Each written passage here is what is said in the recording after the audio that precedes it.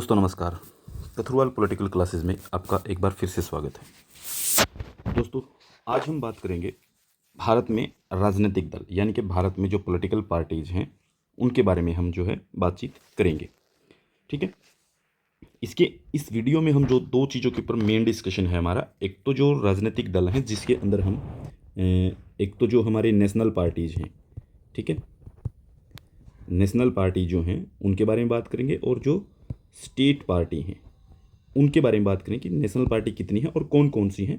National parties के बारे में हम जो है वो ब्रीफली डिस्कशन करेंगे कि कौन सी पार्टी कब बनी थी, क्या काम करती है, क्या उसके सिंबल हैं, इन चीज़ों के बारे में। स्टेट पार्टीज़ के बारे में हम सिर्फ ये देखेंगे कि वो कैसे उभरती हैं, कब उभरती हैं और क्या कारण है उसके उदय होने के पीछे, और नई एमरजेंस जो चल रही हैं उनके पीछे क्या कारण है। ठीक है, और नेशनल पार्टीज़ और स्टेट पार्टीज़ की हम एक लिस्ट भी आपको प्रोवाइड करवाएंगे। साथ में इसके बाद जो सेकंड टॉपिक पढ़ेंगे हम वो पढ़ेंगे इलेक्टोरल रिफॉर्म का। ठीक है, इलेक्टोरल रिफॉर्म का, ठीक है, इलेक्टोरल रिफॉर्म जो है वो हम पढ़ने वाले हैं। ठीक है, तो ये कुल मिलाकर के हम दो टॉपिक डिस्कशन में लेंगे आज। तो अपनी क्लास को बिना किसी देरी के हम शुरू करते हैं। देखिए, राजनीतिक दल क्या होते हैं, पॉलिटिकल पार्टीज़ क्या होती हैं। मेनली अगर हम डिस्कशन में कभी देखते हैं तो हम ये सोचते हैं कि पॉलिटिकल पार्टी जो है वो इलेक्शन लड़ती हैं और देश में शासन करती हैं। ठीक है, ये बात बिल्कुल ठीक है, वो डिबेट करती हैं, डिस्कशन करती हैं, और शासन संभालने का, देश की सरकार चलाने का काम पॉलिटिकल पार्टीज़ के द्वारा किया जाता है। लेकिन कुछ चीज़ें और भी हैं जिनके बारे में बेसिकली हमें जानना बहुत ज़रूरी है। ठीक है, यहाँ से क्वेश्चन आता भी है, तो आप कई बार क्या होता है कि हम अगर पॉलिटिकली एक्टिव रहते हैं, बातों को समझते हैं, राजनीति को थोड़ा बहुत जानते हैं और समझते हैं, तो हम जो है इन क्वेश्चंस को आराम से ठीक कर लेते हैं। ठीक है, लेकिन फिर भी इसके बारे में कुछ बेसिक चीज़ें जो हैं वो फिर भी जाननी चाहिए, पढ़ना जरूरी होता है हर एक चीज़ के बारे में। राजनीतिक दल का मतलब है, राजनीतिक दल उन व्यक्तियों से संगठित समूह के स्वैच्छिक संघ हैं, यानी कि अपने इच्छा के संघ हैं ये, जो एक राजनीतिक विचार साझा करते हैं। यानी कि कुछ लोगों का एक ऐसा संगठन है जिनके आपस में विचार मिलते हैं। ठीक है, और संवैधानिक साधनों से और राष्ट्रीय हित को बढ़ावा देने के लिए ये काम करते हैं। ये सारे राजनीतिक दल जो है वो काम करते हैं नेशनल इंटरेस्ट में और कॉन्स्टिट्यूशनल फ्रेमवर्क में रह करके काम करते हैं। यानी कि कॉन्स्टिट्यूशन जिस तरीके का होगा उसी तरीके से ये काम करने की बात करेंगे। ठीक है, और उसी तरीके से कॉन्स्टिट्यूशन के माध्यम से ही जो ये सोचते हैं कि हम पॉलिटिकल पावर को हासिल करें। ठीक है, पॉलिटिकल पावर को हासिल करने की ये कोशिश करते रहते हैं। भारत में अगर हम बात करें तो भारत में चुनाव आयोग जो है वो इन राजनीतिक दलों को क्या करता है, वो इनको पंजीकृत करता है। पंजीकृत करने का मतलब है कि इनका नामांकन करता, इनको जो है रजिस्ट्रेशन जो देने का काम करता है वो भारत में कौन करता है, भारत का चुनाव आयोग यानी कि इलेक्शन कमीशन ऑफ इंडिया, ये इनको रजिस्ट्रेशन करने के लिए इसके रिस्पॉन्सिबल है। ठीक है, तो इनके और उनको किस तरीके से दिया जाएगा, इसके कुछ क्राइटेरिया फिक्स करता है कि हम किसी भी पॉलिटिकल पार्टीज़ को नेशनल पार्टी बनाए या स्टेट पार्टी बनाए, उनको उसी तरीके से जो है वो उनका एक क्राइटेरिया होता है। तो वो क्राइटेरिया डिसाइड किया जाता है चुनाव में उनके प्रदर्शन के आधार पे, यानी कि इलेक्शन में उनकी परफॉर्मेंस कैसी है उसके आधार पे ही ये जो है नेशनल पार्टीज़ और स्टेट पार्टीज़ के रूप में जो है इनको रिकॉग्निशन देता है या इनको मान्यता देता है। ठीक है, कुछ और दल भी रह जाते हैं, कुछ और पॉलिटिकल पार्टीज़ भी बच जाती हैं जो उनको ये क्या करता है, उनको सिर्फ रजिस्ट्रेशन का काम करता है, जिनको गैर मान्यता प्राप्त, यानी कि उनको रजिस्टर्ड कर लेता है लेकिन उनको जो है ये रिकॉग्निशन नहीं देता है, उनको मान्यता नहीं देता है। ठीक है, तो यहाँ पे दो ही तरीके हैं कि आप जो है एक इलेक्शन में पार्टिसिपेट करते हैं। इलेक्शन में पार्टिसिपेट से पता चलता है कि आपको कितना वोट मिल रहा है, उसी के अकॉर्डिंग जो है आप स्टेट पार्टी और नेशनल पार्टी आप बन सकते हैं। चुनाव आयोग द्वारा जो है राजनीतिक दलों को जो मान्यता दी जाती है वो कुछ विशेष अधिकारों, जैसे कि पार्टी के चिन्ह, यानी कि मान लीजिए किसी पार्टी को जो है वो मान्यता मिल जाए कि वो पार्टी जो है वो स्टेट पार्टी बन गई है, या फिर वो पार्टी जो है मान लीजिए वो नेशनल पार्टी बन गई है, तो वहाँ पे वो पार्टी के जो चिन्ह है, पार्टी का जो निशान है वो उसको मिल जाता है। ठीक है, मतदाताओं की यानी कि जो वोटर लिस्ट है वो वहाँ तक पहुँच जाती है उनके पास, वो पूरी की पूरी जो है उनको प्रोवाइड करवाई जाती है। अगर उनको मतलब कि अगर किसी को पूरा अधिकार मिल जाए, मान लीजिए कि आम आदमी पार्टी जो है वो पहले पंजीकृत पार्टी थी, यानी कि वो सिर्फ रजिस्टर्ड पार्टी थी। उसके बाद क्या है कि उसने एक स्टेट का इलेक्शन जीता, तो स्टेट के इलेक्शन जीतने के बाद क्या होता है कि उसको रिकॉग्निशन मिल गई कि वो स्टेट का स्टेट पार्टी बन गई। तो स्टेट पार्टी बनने से क्या होगा, उसको फ़ायदा ये होगा कि उसको एक तो पार्टी का चिन्ह मिल गया, यानी कि उनका सिंबल जो है झाड़ू वो उसको मिल जाता है, वो दूसरी पार्टी को नहीं दिया जा सकता फिर उसी स्टेट के अंदर। ठीक है। उसके बाद क्या है कि उन तक जो है बाद में जो है वो वोटर लिस्ट जो है वो उन तक पहुंचाई जाती है इलेक्शन कमीशन के द्वारा। इलेक्शन कमीशन उनको प्रोवाइड करने का काम करता है, ये उनको अधिकार मिल जाते हैं। अगर नेशनल पार्टी बन जाती है, नेशनल पार्टी बनने के बाद भी जैसे कांग्रेस का हाथ का निशान है, तो हाथ का निशान जो हो किसी दूसरी पार्टी को मिल ही नहीं सकता है, वो उसी पार्टी का रहेगा, और वोटर लिस्ट का काम जो है वो सेम रहेगा ऐसे ही।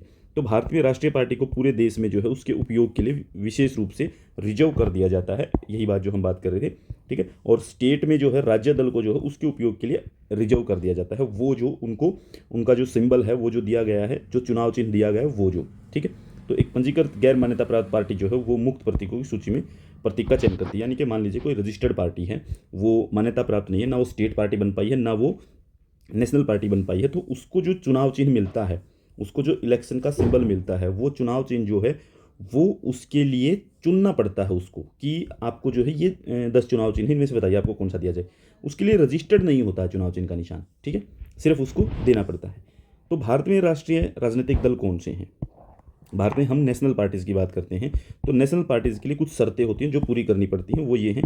पहली तो ये कि यदि यह लोकसभा या विधानसभा के आम चुनाव में किन्हीं 4 या अधिक राज्यों में डाले गए वैध मतों का 6% प्राप्त कर ले। यानी कि देखिए, लोकसभा या विधानसभा, एक तो लोकसभा के अंदर अगर मान लीजिए उसको कुल मिलाकर 6% वोट मिल जाए, तो उसको हम मान लेंगे कि ये नेशनल पार्टी बन जाएगी। मान लीजिए विधानसभा है, विधानसभा के कोई आम चुनाव है, तो वहाँ पे क्या होगा कि वहाँ पे 4 या फिर अधिक राज्यों में, 4 या अधिक राज्यों में जो टोटल वोट डलते हैं उनका 6% मिलना चाहिए उसको, 4 से अधिक राज्यों में 6%, ठीक है। तो इसके अलावा जो है ये किसी भी अन्य राज्यों से लोकसभा में 4 सीटें प्राप्त करती हो। इसके अलावा एक चीज़ और है कि किसी भी अन्य राज्य से, किसी दूसरे राज्यों से जो है ये 4 सीटें भी, यानी कि एक तो हो गया 6% वोट का, 6% वोट हासिल करने हैं, दूसरा हो गया कि 4 लोकसभा सीट हासिल करनी है, ठीक है, ये हो गया। इसके बाद दूसरी कंडीशन क्या है इसमें, यदि आम चुनाव में लोकसभा में 2% सीटें जीतती है, देखिए लोकसभा और विधानसभा हो गई, ये इनकी बात थी 6% वोट तक की, 4 सीट की, ठीक है, लोकसभा की 4 सीटों में। जबकि लोकसभा में 2% अगर सीट हासिल हो जाए, 2% सीट लोकसभा में, 2% सीट, वोट नहीं, 2% सीट की बात हो रही है। 2% सीट का मतलब है कि अगर 500 सीट है तो यानी कि 2% का मतलब हो गया 10 सीट उसने हासिल कर ली हो, जीती है, और ये उम्मीदवार 3 राज्यों से चुने जाते हैं। यानी कि ये जो 2% सीट आई है ये किसी एक राज्य से नहीं होनी चाहिए, ये 10 सीट जो हैं डिफरेंस 3 जो स्टेट हैं उनसे होनी चाहिए, 3 स्टेट जो हैं वो आनी चाहिए, ठीक है। तो यदि इसे 4 राज्यों में एक राज्य पार्टी के रूप में मान्यता प्राप्त हो, एक कंडीशन और लगती है इसमें कि यहाँ पे नेशनल पार्टी के लिए 4 स्टेट हैं, मान लीजिए 4 स्टेट हैं, तो 4 स्टेट के अंदर जो है 4 स्टेट में उसको स्टेट पार्टी का सिंबल मिल गया हो। जैसे कि आम आदमी पार्टी इसकी जदोजहद में है, जैसे उसको दिल्ली के अंदर मिल चुका है, ठीक है, पंजाब के अंदर मिल चुका है, ठीक है। दूसरा फिर इसको जो है गुजरात के अंदर जो वो स्टेट पार्टी का दर्जा मिल गया है, ठीक है। तो अब उसके लिए एक स्टेट में और उसे जो है कुल मिला करके 6% वोट लेने पड़ेंगे, ठीक है, अगर वो स्टेट पार्टी बनना चाहती है तो वहाँ पर भी, ठीक है। तो स्टेट पार्टी बनने में ये सारी कंडीशन आपको याद रखनी, ये पेपर में पूछी जाती हैं, बहुत बार आ जाती हैं। तो आपको ये जो है ये कंडीशन जो है जितनी भी जो है ये मान्यताएं जो लेनी पड़ती हैं उसके लिए जो है मान्यता है ये सारी आपको याद कर लेनी है। इसके बाद है हम देखते हैं कि भारत में कितने हैं। फिलहाल में भारत में जो 8 हैं, 8 जो है वो नेशनल पार्टी हैं। हालांकि आप जब सर्च करेंगे तो एक नवी पार्टी जो है जिसको आप जो है आप पार्टी बोलते हैं, आम आदमी पार्टी को जो है अभी सिंबल मिला नहीं है कि वो नेशनल पार्टी बन जाए, ठीक है, अभी तक फाइनल नहीं हो, लेकिन उसके ऊपर बात चल रही है, उसकी जो क्राइटेरिया फिक्स करने की बात है वो हो रहा है।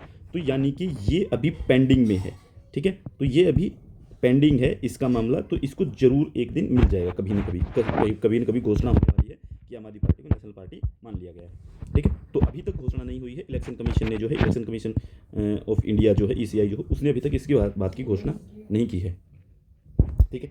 तो इसके बाद हम बात करते हैं नेशनल पार्टीज हैं कौन कौन सी। सबसे पहले आती है भारतीय जनता पार्टी, यानी कि जिसको आप कहते हैं BJP, ठीक है, भारतीय जनता पार्टी BJP। इसका चुनाव चिन्ह जो है ये वाला कमल का फूल, ठीक है, तो चुनाव चिन्ह जो है वो कमल का फूल है।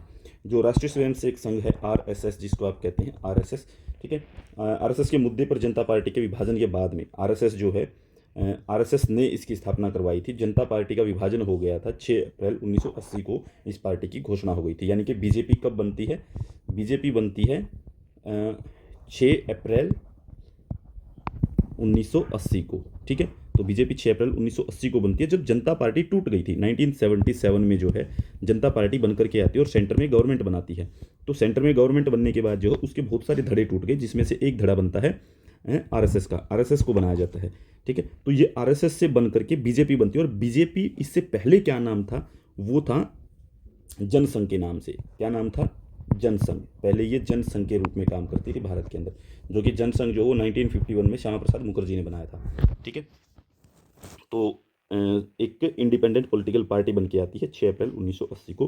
राष्ट्रीय स्वयंसेवक संघ जो है उसका एक पॉलिटिकल विंग बन के आता है। तो भारतीय जनता पार्टी जो है श्यामा प्रसाद मुखर्जी द्वारा हिंदू धार्मिक उपदेशों के अनुसार एक आधुनिक लोकतांत्रिक समाज के रूप में भारत के पुनर्निर्माण के उद्देश्य से 1951 में स्थापित की गई एक पार्टी थी। हिंदू राष्ट्रवादी पार्टी यानी जनसंघ का पुनर्जन्म है। यानी कि जनसंघ जो श्यामा प्रसाद मुखर्जी ने 1951 में बनाया था, उसी को दोबारा से बनाया गया है। किस रूप में? बीजेपी के रूप में। श्यामा प्रसाद मुखर्जी के उपदेश थे, यानी कि वो क्या कहता था, हिंदू धार्मिक उपदेशों के अनुसार वो भारत को हिंदू राष्ट्र के तौर पे मतलब कि एक मॉडर्न टाइम में एक डेमोक्रेटिक सोसाइटी के अंदर जो है दोबारा से रीस्टैब्लिश की गई है। तो ये जो है भारत गणराज्य का वर्तमान जो है भारत में फ़िलहाल में ये पॉलिटिकल पार्टी जो है ये देश में सबसे बड़ी पॉलिटिकल पार्टी है जो फिलहाल में सत्ता में मौजूद है, ठीक है। तो राष्ट्रीय संसद और राज्य विधानसभा में प्रतिनिधित्व के मामले में देश में सबसे बड़ा राजनीतिक दल है, यानी कि सबसे ज़्यादा राज्यों में जो सरकार है तो वो बीजेपी की है आज के समय पे, और सेंटर में गवर्नमेंट जो है वो बीजेपी की है।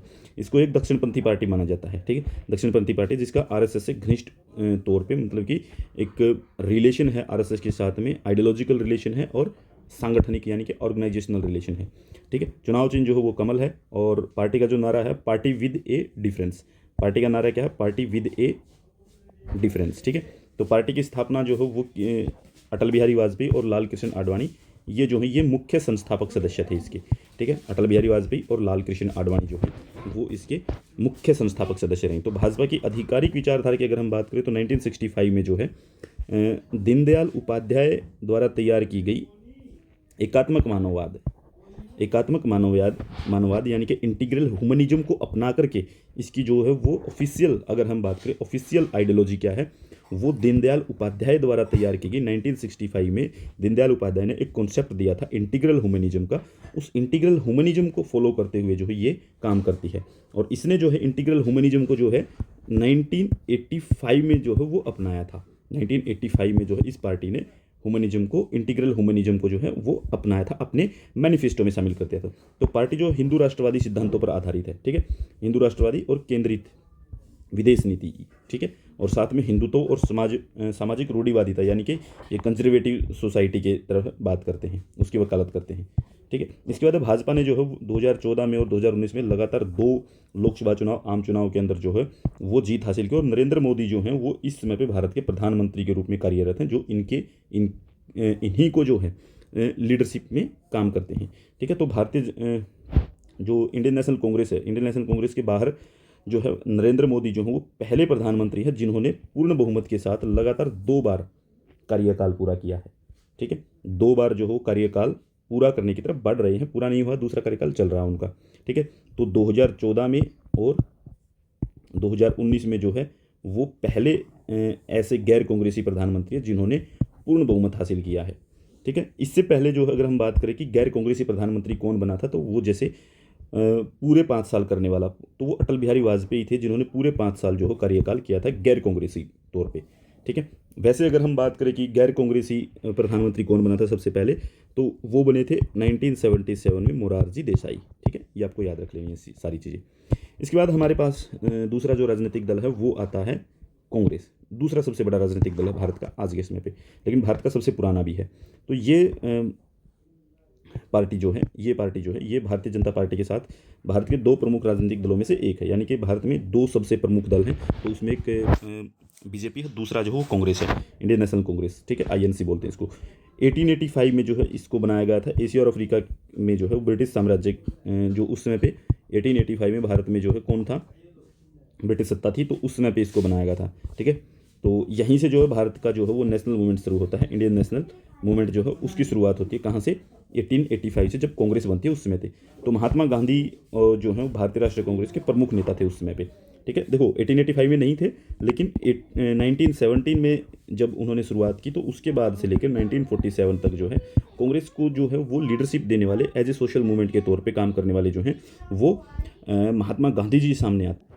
वैसे लीडरशिप कई लोगों के और भी हाथ में थी, नेहरू भी थे इसके अंदर, वल्लभ भाई पटेल भी थे इसी के अंदर, सुभाष चंद्र बोस ने भी इसके अंदर काम किया था, ठीक है। जयप्रकाश नारायण भी आए थे और राम मनोहर लोहिया भी इसके अंदर काम कर चुके थे, ठीक है। लेकिन मेनली हम मानते हैं कि जो महात्मा गांधी थे, महात्मा गांधी ने इसको लीडरशिप देने का काम किया, मूवमेंट बनाने का काम किया देश के अंदर, तो वो राष्ट्रीय कांग्रेस को जो है, इंडियन नेशनल कांग्रेस को जो है वो महात्मा गांधी देते हैं, ठीक है। तो इसके संस्थापक जो हैं ए ओ ह्यूम थे, ए ओ ह्यूम, विलियम वैडबर्न और W C Banerjee, M G Ranade और दादा भाई नौरोजी। तो इसकी स्थापना जो हुई थी 1885 में तब हुई थी। इसका पहला सम्मेलन जो हुआ था वो आप मुझे कमेंट करके बताएंगे कि मुंबई के कौन से कॉलेज में हुआ था, मुंबई के अंदर पहला सम्मेलन हुआ था, ठीक है। आपको वो कॉलेज बताना है, उस कॉलेज का नाम बताना, पहला सम्मेलन कहाँ पे हुआ था, ठीक है। और पहले सम्मेलन की अध्यक्षता किसने की थी, ठीक है। ये आपको मुझे सर्च करके बता देना है कमेंट के अंदर। इसके बाद जो है इसके जो वर्तमान अध्यक्ष हैं वो हैं मल्लिकार्जुन खड़गे, मल्लिकार्जुन खड़गे हैं इसके। और संसदीय अध्यक्ष कौन है, वो है श्रीमती सोनिया गांधी, ठीक है। संसदीय अध्यक्ष इनकी जो है वो श्रीमती सोनिया गांधी है। और जो फिलहाल में नेता जो है वो मल्लिकार्जुन खड़गे हैं। और विपक्ष के नेता की अगर हम बात करें तो मल्लिकार्जुन खड़गे को बनाया गया है।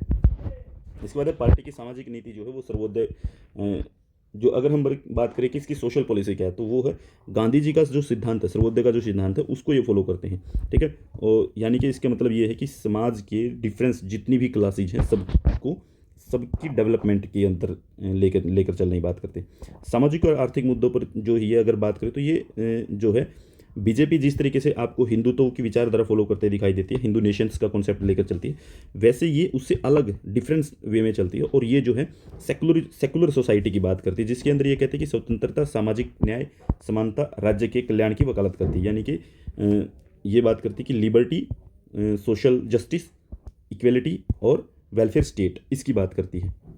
तो पार्टी का जो मुख्य जोर है वो देश के सुनियोजित आर्थिक विकास पे है, यानी कि इनका काम जो है वो प्लानिंग कमीशन पे है, ठीक है। प्लानिंग के थ्रू देश का काम करना चाहते हैं, देश की डेवलपमेंट चाहते हैं, जिसमें सरकार की अहम भूमिका निभाने की बात होती है।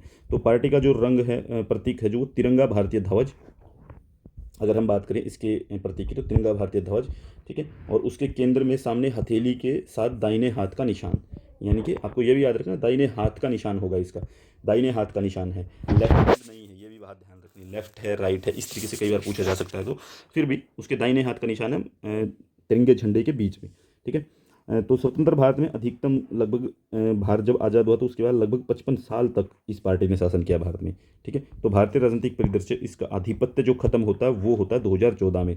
2014 में जो है इस पार्टी को जो है मात्र 44 सीट मिलती हैं और 2019 में मिलती हैं इसको 52 सीट, ठीक है। तो यानी कि ये विपक्ष बनाने में भी कामयाब नहीं हो पाए थे। तो अगर हम बात करें कांग्रेस की तरफ से प्रधानमंत्री कौन कौन बने हैं, तो कांग्रेस की तरफ से प्रधानमंत्री बने पंडित जवाहरलाल नेहरू 1947 से 1964, लाल बहादुर शास्त्री 1964 से 1966, इंदिरा गांधी 1966 से 1977 में बनी थी, एक बार बनी, फिर 1980 से 1984 तक, ठीक है। उसके बाद इनका असैसिनेशन हो गया था। राजीव गांधी बने थे 1984 से 1989 तक, और 1991 में जो है राजीव गांधी का असैसिनेशन हो गया। पीवी नरसिम्हा राव 1991 से 1996 तक रहते हैं। डॉक्टर मनमोहन सिंह जो है वो 2004 से 2014 तक रहते हैं कांग्रेस में प्रधानमंत्री के तौर पे, ठीक है। इसके बाद आती है भारतीय कम्युनिस्ट पार्टी सीपीआई जिसको बोलते हैं, सीपीआई, ठीक है। ये जो पार्टी है भारत की सबसे पुरानी कम्युनिस्ट पार्टी है, सबसे पुरानी कम्युनिस्ट पार्टी है, जिसकी स्थापना जो है वो 26 दिसंबर 1925 को हुई थी। चीन और जो सोवियत संघ है उसका वैचारिक उसकी जो उन दोनों के बीच में वैचारिक दरार थी, यानी कि चीन में और सोवियत संघ में, यानी कि जो चाइना है और जो रसिया था, रसिया यानी कि यूएसएसआर जिसको आप कहते हैं, उनके बीच में जो वो आइडियोलॉजिकल डिफरेंसेस थे, उस डिफरेंसेस के कारण जो है वो 1964 में जो है इस पार्टी से, सीपीआई से एक पार्टी अलग होती है, सीपीआईएम, यानी कि सीपीआईएम इस तरीके से मिलेगा, ठीक है। तो सीपीआई से वो पार्टी अलग होती है 1964 में। तो पार्टी का चुनाव चिन्ह जो है, इसका चुनाव चिन्ह जो मकई और दरांती है, यानी कि जो ये आपको चुनाव चिन्ह दिखाई दे रहा है ये इसका चुनाव चिन्ह है, ठीक है। दरांती और मकई यानी हथौड़ा है साथ में। तो पार्टी जो है वो समाजवाद के संसदीय मार्ग के लिए प्रतिबद्ध है, यानी कि ये चाहती है कि सोशलिज्म आए देश के अंदर और संसदीय मार्ग से आए, यानी कि ये चाहते हैं कि संसदीय मार्ग से आए और सोशलिज्म आए देश के अंदर। ठीक है, तो पार्टी की जो संसदीय ताकत को बढ़ाने के लिए जो सभी लोकतांत्रिक और प्रगतिशील विचारों के साथ सहयोग हमेशा से रहता है। जैसे कि कोई भी अगर पार्टी जो है वो मान लीजिए देश के अंदर डेमोक्रेटिक और डेमोक्रेसी की बात करती है, या फिर कोई भी पार्टी जो है वो देश को जो है प्रगति के ऊपर लेके जाना चाहती है, प्रगतिशील विचारों की कोई पार्टी है, तो ये उसके साथ जो कोलैबोरेशन में रहते हैं, उसके साथ में जो है ये गठबंधन में रहते हैं। जैसे कांग्रेस के साथ इनका जो बहुत लंबे समय तक गठबंधन रहा है ये।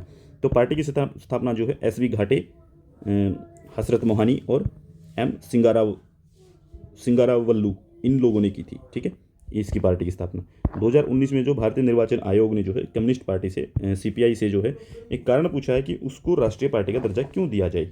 ठीक है, मतलब कि सीपीआई से जो है वो इलेक्शन कमीशन ऑफ इंडिया जो है उसने रीजन मांगा है कि आपको नेशनल पार्टी का जो दर्जा जो है वो बना के क्यों रखा जाए, कारण बता दीजिए हमें। ठीक है, और उन्होंने ये चेतावनी दी है कि अगर इसी तरीके की परफॉर्मेंस जैसी आपकी 2019 में रही है, अगर इसी तरीके की परफॉर्मेंस अगर आपकी इलेक्शन में रहती है तो आपसे जो है वो नेशनल पार्टी का दर्जा जो वो छीन लिया जाएगा। तो सीपीआई को जो हो नेशनल पार्टी से निकाल दिया जाएगा। इसके बाद नेक्स्ट आता है बहुजन समाज पार्टी। बहुजन समाज पार्टी, ठीक है, जिसको आप जो है बीएसपी भी बोलते हैं, बहुजन समाज पार्टी। तो पार्टी बहुजन समाज पे आधारित है। अनुसूचित जाति, अनुसूचित जनजाति और पिछड़ी जातियां जो हैं और जो माइनॉरिटीज़ हैं, रिलीजियस माइनॉरिटीज़ हैं, उनको शामिल करके, ठीक है, सत्ता में प्रतिनिधित्व को सुरक्षित करना चाहती है। यानी कि सत्ता में आने के लिए जो है वो किन को साथ लेती है, एससी को लेती है, एसटीज़ को लेती है और ओबीसीज़ को साथ लेने की बात करती है। और साथ में ओबीसीज़ के अंदर एक और क्लास बनती है माइनॉरिटी क्लास। ठीक है, माइनॉरिटी क्लास को जो है ये साथ में लेने की बात करती है। तो इस पार्टी की जो स्थापना है वो 14 अप्रैल 1984 को की गई थी कांसीराम के द्वारा। ठीक है, और इनका अगर प्रतीक चिन्ह की बात करें तो वो है हाथी। ठीक है, हाथी। तो पार्टी जो हो दलित जो हो उनके पुनरुत्थान की बात करती है, यानी कि दलितों को आगे बढ़ाने की बात करती है, दलितों को जो है एक बार फिर से एम्पावर करने की बात करते। तो इनकी अध्यक्ष जो है वो है मायावती जी। ठीक है, तो मायावती जी जो है इनकी अध्यक्ष हैं। तो उत्तर प्रदेश में पार्टी का जो मुख्य आधार है, जहाँ पर भारत में जो है आम चुनाव जो होते हैं 2019 में हुए, यानी कि इसका अगर हम ये देखें कि इसका मेन आधार क्या है, तो ये उत्तर प्रदेश में ज़्यादा हमें देखने को मिलेगी। मुख्य जनाधार जो है इसका उत्तर प्रदेश में है। ठीक है, तो ये भारतीय आम चुनाव जो है उसमें 2019 में दूसरी सबसे बड़ी पार्टी बनी थी। 2019 में उत्तर प्रदेश के अंदर दूसरी सबसे बड़ी पार्टी बनी थी। ठीक है, पार्टी जो वो गौतम बुद्ध को, बी आर अम्बेडकर को और नारायण गुरु के दर्शन से प्रेरित है। यानी कि बी आर अम्बेडकर को, गौतम बुद्ध को, नारायण गुरु जो है उनकी फिलोसफी से प्रभावित है।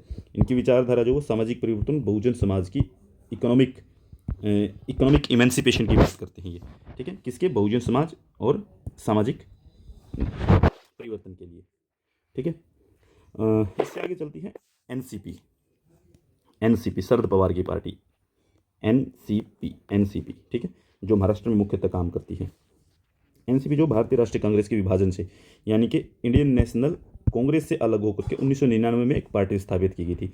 इसके संस्थापक जो हैं वो शरद पवार हैं, पीएस संगमा हैं और साथ में तारिक अनवर, ये तीन लोग जो हैं इसमें शामिल होते हैं। तो पार्टी का चुनाव चिन्ह जो है वो घड़ी है, ये वाली जो घड़ी दिखाई दे रही, ये वाली इसकी घड़ी है। तो पार्टी के संस्थापक सिद्धांत जो है वो क्या है वो देख लेते हैं। ये कहते हैं कि भारतीय गणराज्य के समतावादी, यानी कि बराबरी की बात करने वाले, धर्मनिरपेक्ष लोकाचार पर जोर देने के साथ जो ये नेशनलिज्म की ताकत को मजबूत करने की कोशिश करते हैं। यानी कि ये जो है साथ में इक्वलिटी की बात करते हैं, सेकुलरिज्म की बात करते हैं और जो साथ में ये नेशनलिज्म की बात करते हैं।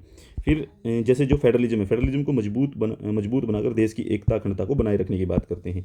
ठीक है, समानता और सामाजिक न्याय पर विशेष जोर दिया जाएगा इसके अंदर, कि हम जो है इक्वलिटी और सोशल जस्टिस जो है उसके ऊपर जो है विशेष फोकस बनाकर रखेंगे। और जो आत्मनिर्भरता है उसके माध्यम से जो है हम इकोनॉमिक डेवलपमेंट की बात करेंगे। फिर पार्टी का जो प्राथमिक आधार जो है वो महाराष्ट्र राज्य में है। संस्थापक के रूप में जो भारतीय राजनीति में सर्वोत्तम स्तर के राजवंश वाली पार्टी मानी जाती है। यानी कि सर्वोत्तम स्तर का राजवंश, अगर हम बात करें कि इसके अंदर अगर हम किसी को कहें कि ये इसका साथ हो सकता है, तो वो इसमें ज़्यादातर जो है इसके परिवार के लोग ही रहते हैं। ठीक है, शरद पवार के पास जो अपने परिवार के कई सदस्य हैं, जैसे अजीत पवार पार्टी में प्रमुख पद पर बने हुए हैं। इसके बाद है भारतीय कम्युनिस्ट पार्टी, मार्क्सवादी, जो 1964 में सीपीआई से अलग हुई थी। इसी को बोलते हैं सीपीआई-एम। ये भी नेशनल पार्टी है। ठीक है, इसका सिंबल आपको दिखाई दे रहा है कैसा है, सेम टू सेम है, उसमें बस ये तारे नहीं थे, इसमें ये तारे हैं। ठीक है, इसमें ये तारे हैं। 1964 में भारतीय कम्युनिस्ट पार्टी से अलग हुई थी। ठीक है, और इसकी स्थापना जो है EMS नंबूद्रीपाद और AK गोपालन, इन लोगों ने मिलकर की थी। पार्टी का चुनाव चिन्ह जो है वो हथौड़ा है, दरांती है और सितारे हैं। ठीक है। 2018 में केरल राज्य में सरकार ने अग्रणी पार्टी, 2018 में केरल राज्य के अंदर जो है ये मेन भूमिका ही पार्टी है और इनकी सरकार भी है। इसी ने जो है CPIM ने जो है वो पश्चिम बंगाल में जो है 1977 से लेकर के 2005 तक शासन किया है। ठीक है। और इन्होंने ही जो है 25 साल तक त्रिपुरा में शासन किया है, इसी पार्टी ने लगातार 25 साल। केरल में ये बने हुए हैं, केरल में अभी भी इनकी सरकार है। केरल में जो है लगातार दूसरी बार अब फिर से सरकार बनी है। इससे पहले कांग्रेस थी और उससे पहले भी यही रहे हैं। ठीक है। बीच में एक बार कांग्रेस आई। तो 2019 के आम चुनाव में माकपा ने जो है, ये मार्क्सिस्ट भारतीय कम्युनिस्ट पार्टी जिसको आप बोलते हैं, मार्क्सवादी कम्युनिस्ट पार्टी इसको कहा जाता है, देश में जो 65 सीटों में से केवल 3 पर जीत हासिल की, यानी कि इन्होंने कुल मिलाकर के 65 सीटों पर इलेक्शन लड़ा 2019 में। ठीक है। तो यहाँ पे मात्र कितनी सीटें मिल पाई इनको? 3 सीटें मिल पाई। माकपा ने किसानों और मजदूरों के साथ गठबंधन के सामने संयुक्त मोर्चे की रणनीति अपनाई है, यानी कि किसान और मजदूर इन दोनों को जोड़ करके एक जो ये एक संयुक्त मोर्चा बनाते हैं, उससे इलेक्शन लड़ते हैं। तो इनकी विशेषता जो वो कट्टरपंथी लोकतांत्रिक दल के रूप में है, यानी कि ये जो है कट्टरपंथी डेमोक्रेटिक पार्टी जो है वो हो सकती है, क्योंकि ये लोकतांत्रिक संस्थाओं के संरक्षण पर जोर देती है। ये पार्टी जो है ज़्यादातर किस पे जोर देगी? ये पार्टी जोर देगी जो डेमोक्रेटिक इंस्टीट्यूशन है उनको ऑटोनमस बनाने के ऊपर, कि वो अपना काम करते रहें। फिर है अखिल भारतीय तृणमूल कांग्रेस, TMC। ठीक है। ऑल इंडिया तृणमूल कांग्रेस भी बोल सकते हैं इसको। ठीक है। इसको ऑल इंडिया तृणमूल कांग्रेस भी कह सकते हैं। TMC पार्टी जो है वो यहाँ पे काम करती है, तृणमूल कांग्रेस। ममता बनर्जी इसकी सबसे बड़ी लीडर हैं। ठीक है। 2019 के आम चुनाव हुए थे जो, उसमें 22 सीटों के साथ जो है पार्टी ज़्यादातर पूरे पश्चिम बंगाल में सक्रिय तौर पे काम करती है। ठीक है। और लोकसभा में 5वीं सबसे बड़ी पार्टी थी। ठीक है। देखिए 2014 में जब इलेक्शन हुआ तो 2014 में जो है इस पार्टी ने जो है पश्चिम बंगाल के अंदर 37 सीटें जीती थी, 37 सीट जीत करके आई थी ये पार्टी। ठीक है। जबकि अभी जो है इसके पास कितनी सीट है? 22 सीट है लोकसभा के लिए। ठीक है। और 5वीं सबसे बड़ी पार्टी पश्चिम बंगाल के अंदर काम करती है। पार्टी की स्थापना 1998 में ममता बनर्जी ने की थी। ठीक है। तो पार्टी का जो चुनाव चिन्ह, और ये जो है इंडियन नेशनल कांग्रेस जो है, इंडियन नेशनल कांग्रेस उससे अलग होकर के बनी है। पार्टी का चुनाव चिन्ह जो वो फूल और घास, ये याद रखनी है, फूल और ये जो घास दिखाई दे रही है ये वाला है। इसके बाद आगे चलते हैं। इनका नारा जो है, इनका नारा याद रखना है, नारा जो है माँ माटी मानुस, यानी कि माँ मातृभूमि और लोग। ठीक है। 2011 का जो विधानसभा चुनाव हुआ था उसमें पश्चिम बंगाल में ये नारा जो है बहुत लोकप्रिय हुआ था और 2011 में जो है इनकी सरकार बन गई थी।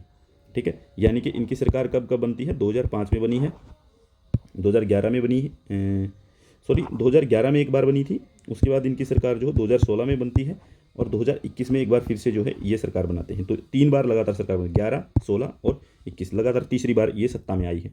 ममता बनर्जी तीसरी बार वहाँ की मुख्यमंत्री बनी है। 2014 में जो है भारतीय आम चुनाव AICT को 5 अलग अलग राज्यों में, तृणमूल कांग्रेस को जो है AITMC, all India Trinamool Congress को जो है अलग अलग 5 राज्यों में, पश्चिम बंगाल, मणिपुर, त्रिपुरा, झारखंड और असम, इसमें 6% वोट मिले और 2016 में जो है इसको नेशनल पार्टी का दर्जा दे दिया गया। लेकिन 2019 के भारतीय आम चुनाव के बाद जो भारतीय निर्वाचन आयोग द्वारा राष्ट्रीय पार्टी के रूप में पार्टी के दर्जे की समीक्षा की जा रही है कि ये रहेगी या नहीं रहेगी। लेकिन इसने काफ़ी काम किया है, काफ़ी जगहों पे इसने जो है वो वोटिंग की है। TMC ने जो है पीछे कई राज्यों में इलेक्शन लड़ा है, जैसे कि अभी पीछे जो बात हुई त्रिपुरा में इसने इलेक्शन लड़ा था। ठीक है। असम में भी ये इलेक्शन लड़ चुकी है और मेघालय में भी इसने इलेक्शन लड़ा है और नागालैंड में भी इलेक्शन लड़ा है। ठीक है। तो यहाँ पे हर जगह पे इनकी परफॉर्मेंस ठीक ठाक दिख रही है। ठीक है। नेशनल पीपुल्स पार्टी जो है NPP नई पार्टी आई है, National People's Party NPP। Party का जो प्रभुत्व वो मेघालय राज्य में है, मेघालय राज्य के अंदर है। फिलहाल में ये कल जो इलेक्शन का रिजल्ट आया है NPP का, नेशनल पीपुल्स पार्टी का, इसके अंदर इसको कुल मिलाकर के 24 सीट मिली है।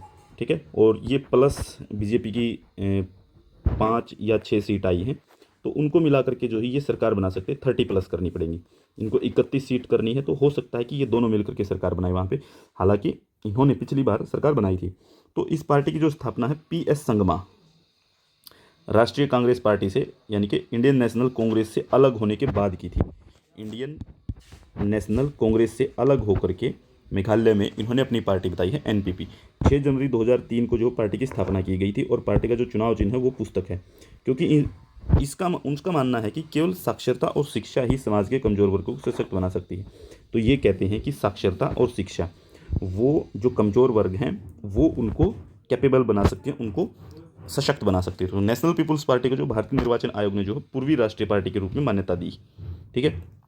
यानी कि पूर्व के अंदर वहाँ पे इसने कई राज्यों में जो अच्छी बढ़त हासिल की है, यानी कि पूर्वोत्तर की पहली क्षेत्रीय पार्टी है, यानी कि पूर्वोत्तर की पहली क्षेत्रीय पार्टी है जिसने कि नेशनल पार्टी का दर्जा हासिल किया। तो ये आपको याद रखना है, एनपीपी है वो, ठीक है, क्योंकि उसने अरुणाचल प्रदेश की जो विधानसभा है उसके आम चुनाव में 16.55% यानी कि वैध मत जितने वोट डाले गए उसका 6% से अधिक मतदान हासिल किया है, ठीक है।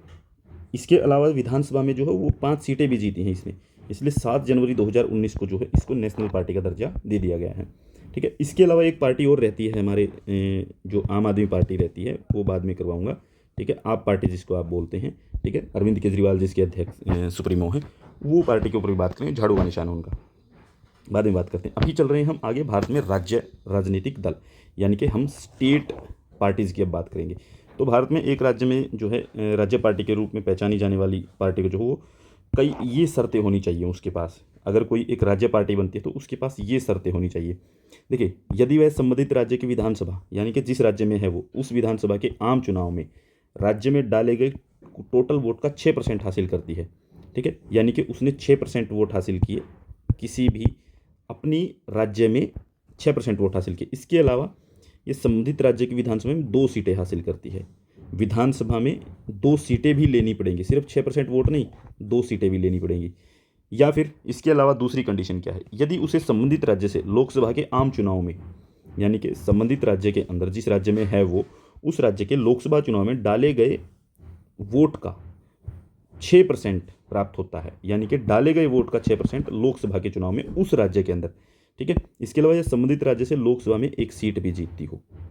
इसके अलावा 6% वोट तो मिलना ही चाहिए, साथ में 1 सीट भी वो जो है उसको जीतनी पड़ेगी, 1 सीट उसको चाहिए। तो कुल मिलाकर के ये 2 कंडीशन तो ये हैं। तीसरी कंडीशन ये है कि यदि यह संबंधित राज्य की विधानसभा के आम चुनाव में, संबंधित राज्य यानी कि विधानसभा के चुनाव में जो है 3% सीटें जीतती है, 3% सीटें, मान लीजिए हरियाणा की 90 सीट हैं तो 90 सीट का 3% कितना हो गया, 3%, तो यानी कि कुल मिलाकर के 2.7%, यानी कि 3 सीट यहाँ पे जीतनी पड़ेंगी किसी पार्टी को। या फिर विधानसभा में 3 सीटें या फिर विधानसभा में 3 सीटें, जो भी अधिक हो, दोनों में से एक कंडीशन अप्लाई हो, ठीक है, या तो 3% सीटें या फिर विधानसभा की 3 सीट वो जीतनी चाहिए। इसके अलावा एक कंडीशन हो रही है, यदि वह संबंधित राज्य से लोकसभा के आम चुनाव में, संबंधित राज्य जो राज्य है उसमें लोकसभा के आम चुनाव में आवंटित प्रत्येक 25 सीटों, यानी कि प्रत्येक 25 सीट में से, ठीक है, मतलब कि राज्य को आवंटित प्रत्येक 25 सीटों में से उसकी किसी अंश के लिए लोकसभा में 1 सीट जीते, यानी कि 1 सीट भी जीतनी जरूरी है। तो यदि यह राज्य से लोकसभा या राज्य की विधानसभा के आम चुनाव में राज्य में डाले गए कुल वैध मतों का 8% हासिल करती है, यानी कि लोकसभा या राज्य विधानसभा के आम चुनाव में, ठीक है, यानी कि या तो लोकसभा का या विधानसभा का उसमें 8% वोट हासिल करे, ठीक है, तो उससे भी जो है उसको स्टेट पार्टी का दर्जा मिल सकता है। और ये जो शर्त है 8% वोट वाली, ये 2011 में जोड़ी गई थी, 2011 में इसको जोड़ा गया था, ठीक है। तो इसके बाद जो है हम देखते हैं कि ये दल कौन कौन से हैं, ठीक है। आप देखिए, हमने स्क्रीनशॉट्स लगा रखे हैं यहाँ पे डायरेक्ट लेकर के। ऑल इंडिया तृणमूल कांग्रेस है जो, ठीक है, आपको ये चीज़ देख लेनी है, ये आपको खुद भी पढ़नी पड़ेगी कि इसकी आइडियोलॉजी क्या है। ये सेक्युलरिज्म को, प्रोग्रेसिविज्म को और पॉपुलिज्म को सपोर्ट करती है। ममता बनर्जी लीडर हैं। बहुजन समाज पार्टी जो है वो सेंटर लेफ्ट है, ये भी सेंटर लेफ्ट है। देखिए, ध्यान रखिए, आपको आइडियोलॉजिकल बेसिस समझा देता हूँ, थोड़ा सा बता देता हूँ। पार्टियाँ 3 तरीके से होती हैं। एक तो होता है सेंटर, ठीक है, यहाँ होता है लेफ्ट और यहाँ होता है राइट विंग पार्टी। तो कुछ पार्टियाँ जो हैं वो होती हैं सेंटर में, जैसे कि यहाँ पे कौन बैठता है, आपको दिखाई देगा कि कांग्रेस पार्टी जो वो यहाँ आपको मिलेगी।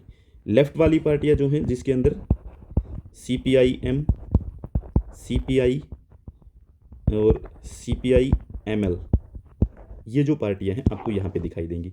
यहाँ पे कौन दिखाई देगा आपको, यहाँ पे दिखाई देंगे जो रिलीजियस पार्टी हैं, जो एथनिक पार्टी हैं ज़्यादातर, ठीक है। जैसे कि यहाँ पे आपको दिखाई देगी BJP, ठीक है, यहाँ आपको दिखाई देगी जैसे शिवसेना जो है वो यहाँ पे आपको दिखाई देगी। यहाँ पे आपको कांग्रेस के साथ में जो है वो NCP भी दिखाई देगी। NCP भी जो है वो इसी तरीके की पार्टी है। शिवसेना दिखाई देगी, यहाँ पे आपको जो है वो अकाली दल दिखाई देगी, अकाली दल दिखाई देगी। ठीक है, तो ये इस तरीके की पार्टियां जो हैं, जैसे बजरंग दल भी जो है वो यहाँ पे आएगी, वो भी एक पॉलिटिकल पार्टी है बजरंग दल।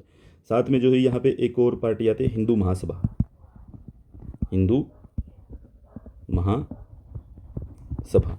साथ में असुद्दीन ओवैसी की जो पार्टी है AIMMI कुछ ऐसा नाम है उसका, वो भी यहाँ पे आएगी। ठीक है, तो यहाँ पे कांग्रेस, NCP, फिर इसकी तरफ जो सेंट्रल लेफ्ट जो है, सेंट्रल, ये तो लेफ्ट हो गया, कोर लेफ्ट हो गया, ये लेफ्ट हो गया। अब क्या होता है, इनके बीच में से पार्टियां बनती हैं कि जैसे इस तरीके से पार्टी बन जाएगी जो इनके बीच में एक धड़ा बनेगा, फिर इसके बीच में भी एक पार्टी बन जाएगी जो इनके बीच में एक धड़ा बनेगा। ठीक है, वहाँ पे वो पार्टी आ जाएंगी। तो यहाँ पे जैसे अभी हम जो बात कर रहे हैं सेंट्रल लेफ्ट, यानी कि इससे इस तरफ बढ़ती हुई चलेंगी, सेंटर से लेफ्ट की तरफ। कुछ होती है सेंटर से राइट की तरफ, इस तरफ बढ़ती चलती हैं। तो यहाँ से सेंटर से लेफ्ट होती हुई जो पार्टी आएंगी, वो इसका मतलब है कि वो इन दो विचारधाराओं को फॉलो करती मिलेंगी। ठीक है, वो इस विचारधारा से कटी हुई मिलेंगी, इसको फॉलो नहीं करेंगी। चलिए तो देखते हैं कौन कौन सी पार्टी हैं। जैसे Bahujan Samaj party central left है, ठीक है, सेंटर से लेफ्ट की तरफ बढ़ती है, मायावती इसकी सुप्रीमो है। फिर है भारतीय जनता पार्टी, जो वो राइट विंग पार्टी है, मैंने कहा था ना राइट विंग पार्टी है, ये रहा राइट विंग पार्टी। ठीक है, राइट विंग पार्टी है, JP नड्डा फिलहाल में इसके अध्यक्ष हैं। कम्युनिस्ट पार्टी ऑफ इंडिया, ये बिल्कुल लेफ्ट विंग पार्टी है, मैंने आपको जो बताया था। देखो एक चीज़ आपको ध्यान रखनी है, CPI जो है उसके अंदर ये तो रहता ही है, ये धड़ा वाला। ठीक है, इसके अंदर ये गेहूं का निशान है, मक्की का निशान है, ये इसके अंदर हथौड़े का निशान है, मक्की का निशान है, दराती और मक्की का निशान, ये आपको याद रख लेना है। ठीक है, D राजा जो है इसके सुप्रीमो हैं। इसके बाद है communist Party of India Marxist. ठीक है, ये जो है लेफ्ट विंग पार्टी है, ये इसका निशान है।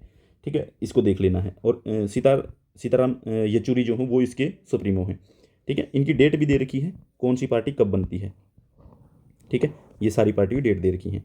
और इनका ये भी दे रखा है कि किसके अंदर, जैसे कि लोकसभा है, कौन से स्टेट में ये सरकार बना रही है, कितने स्टेट में सरकार है, 31 में से 1 में, इसमें इसकी कितनी है 0, इसकी कितने स्टेट में सरकार है 16 स्टेट में, इसकी कितने सरकार है कम्युनिस्ट पार्टी की 3 स्टेट में सरकार है। ठीक है, और कम्युनिस्ट पार्टी ऑफ इंडिया इसकी कितनी है 3। ठीक है, इस तरीके से ये आपको दिखाई दे जाएंगे। काम करने का एरिया भी है इनका, इन जगहों पे काम करते हैं। फिर जैसे कि मतलब कि सीटें किन स्टेट, कितने स्टेट में जीती हुई है, एक ही स्टेट में है। ठीक है, तो ये आगे देखिए, जैसे लोकसभा में 23 सीटें हैं। ठीक है, लोकसभा में 23 सीटें जो ऑल इंडिया तृणमूल कांग्रेस के पास हैं। बहुजन समाज पार्टी के पास 10 सीट है। ठीक है, 303 भारतीय जनता पार्टी के पास है, 2 सीट कम्युनिस्ट पार्टी के पास है, 3 सीट जो है कम्युनिस्ट पार्टी ऑफ इंडिया जो है मार्क्सिस्ट M के पास, CPIM के पास है। ठीक है, इसके बाद जो है जैसे राज्यसभा में जो है वो 13 मेंबर हैं इनके, ऑल इंडिया तृणमूल कांग्रेस के, 1 मेंबर बहुजन समाज पार्टी के राज्यसभा में, 92 मेंबर भारतीय जनता पार्टी के हैं। ठीक है, कम्युनिस्ट पार्टी ऑफ इंडिया के 2 मेंबर हैं। ठीक है, राज्यसभा में 5 member communist Party of India Marxist के हैं। फिर जैसे कि स्टेट असेंबली के अंदर जो है 228 मेंबर इनके हैं, इनके 7 मेंबर हैं, इनके 1383 मेंबर हैं। भारतीय जनता पार्टी 1383 विधायक ले बैठे हैं।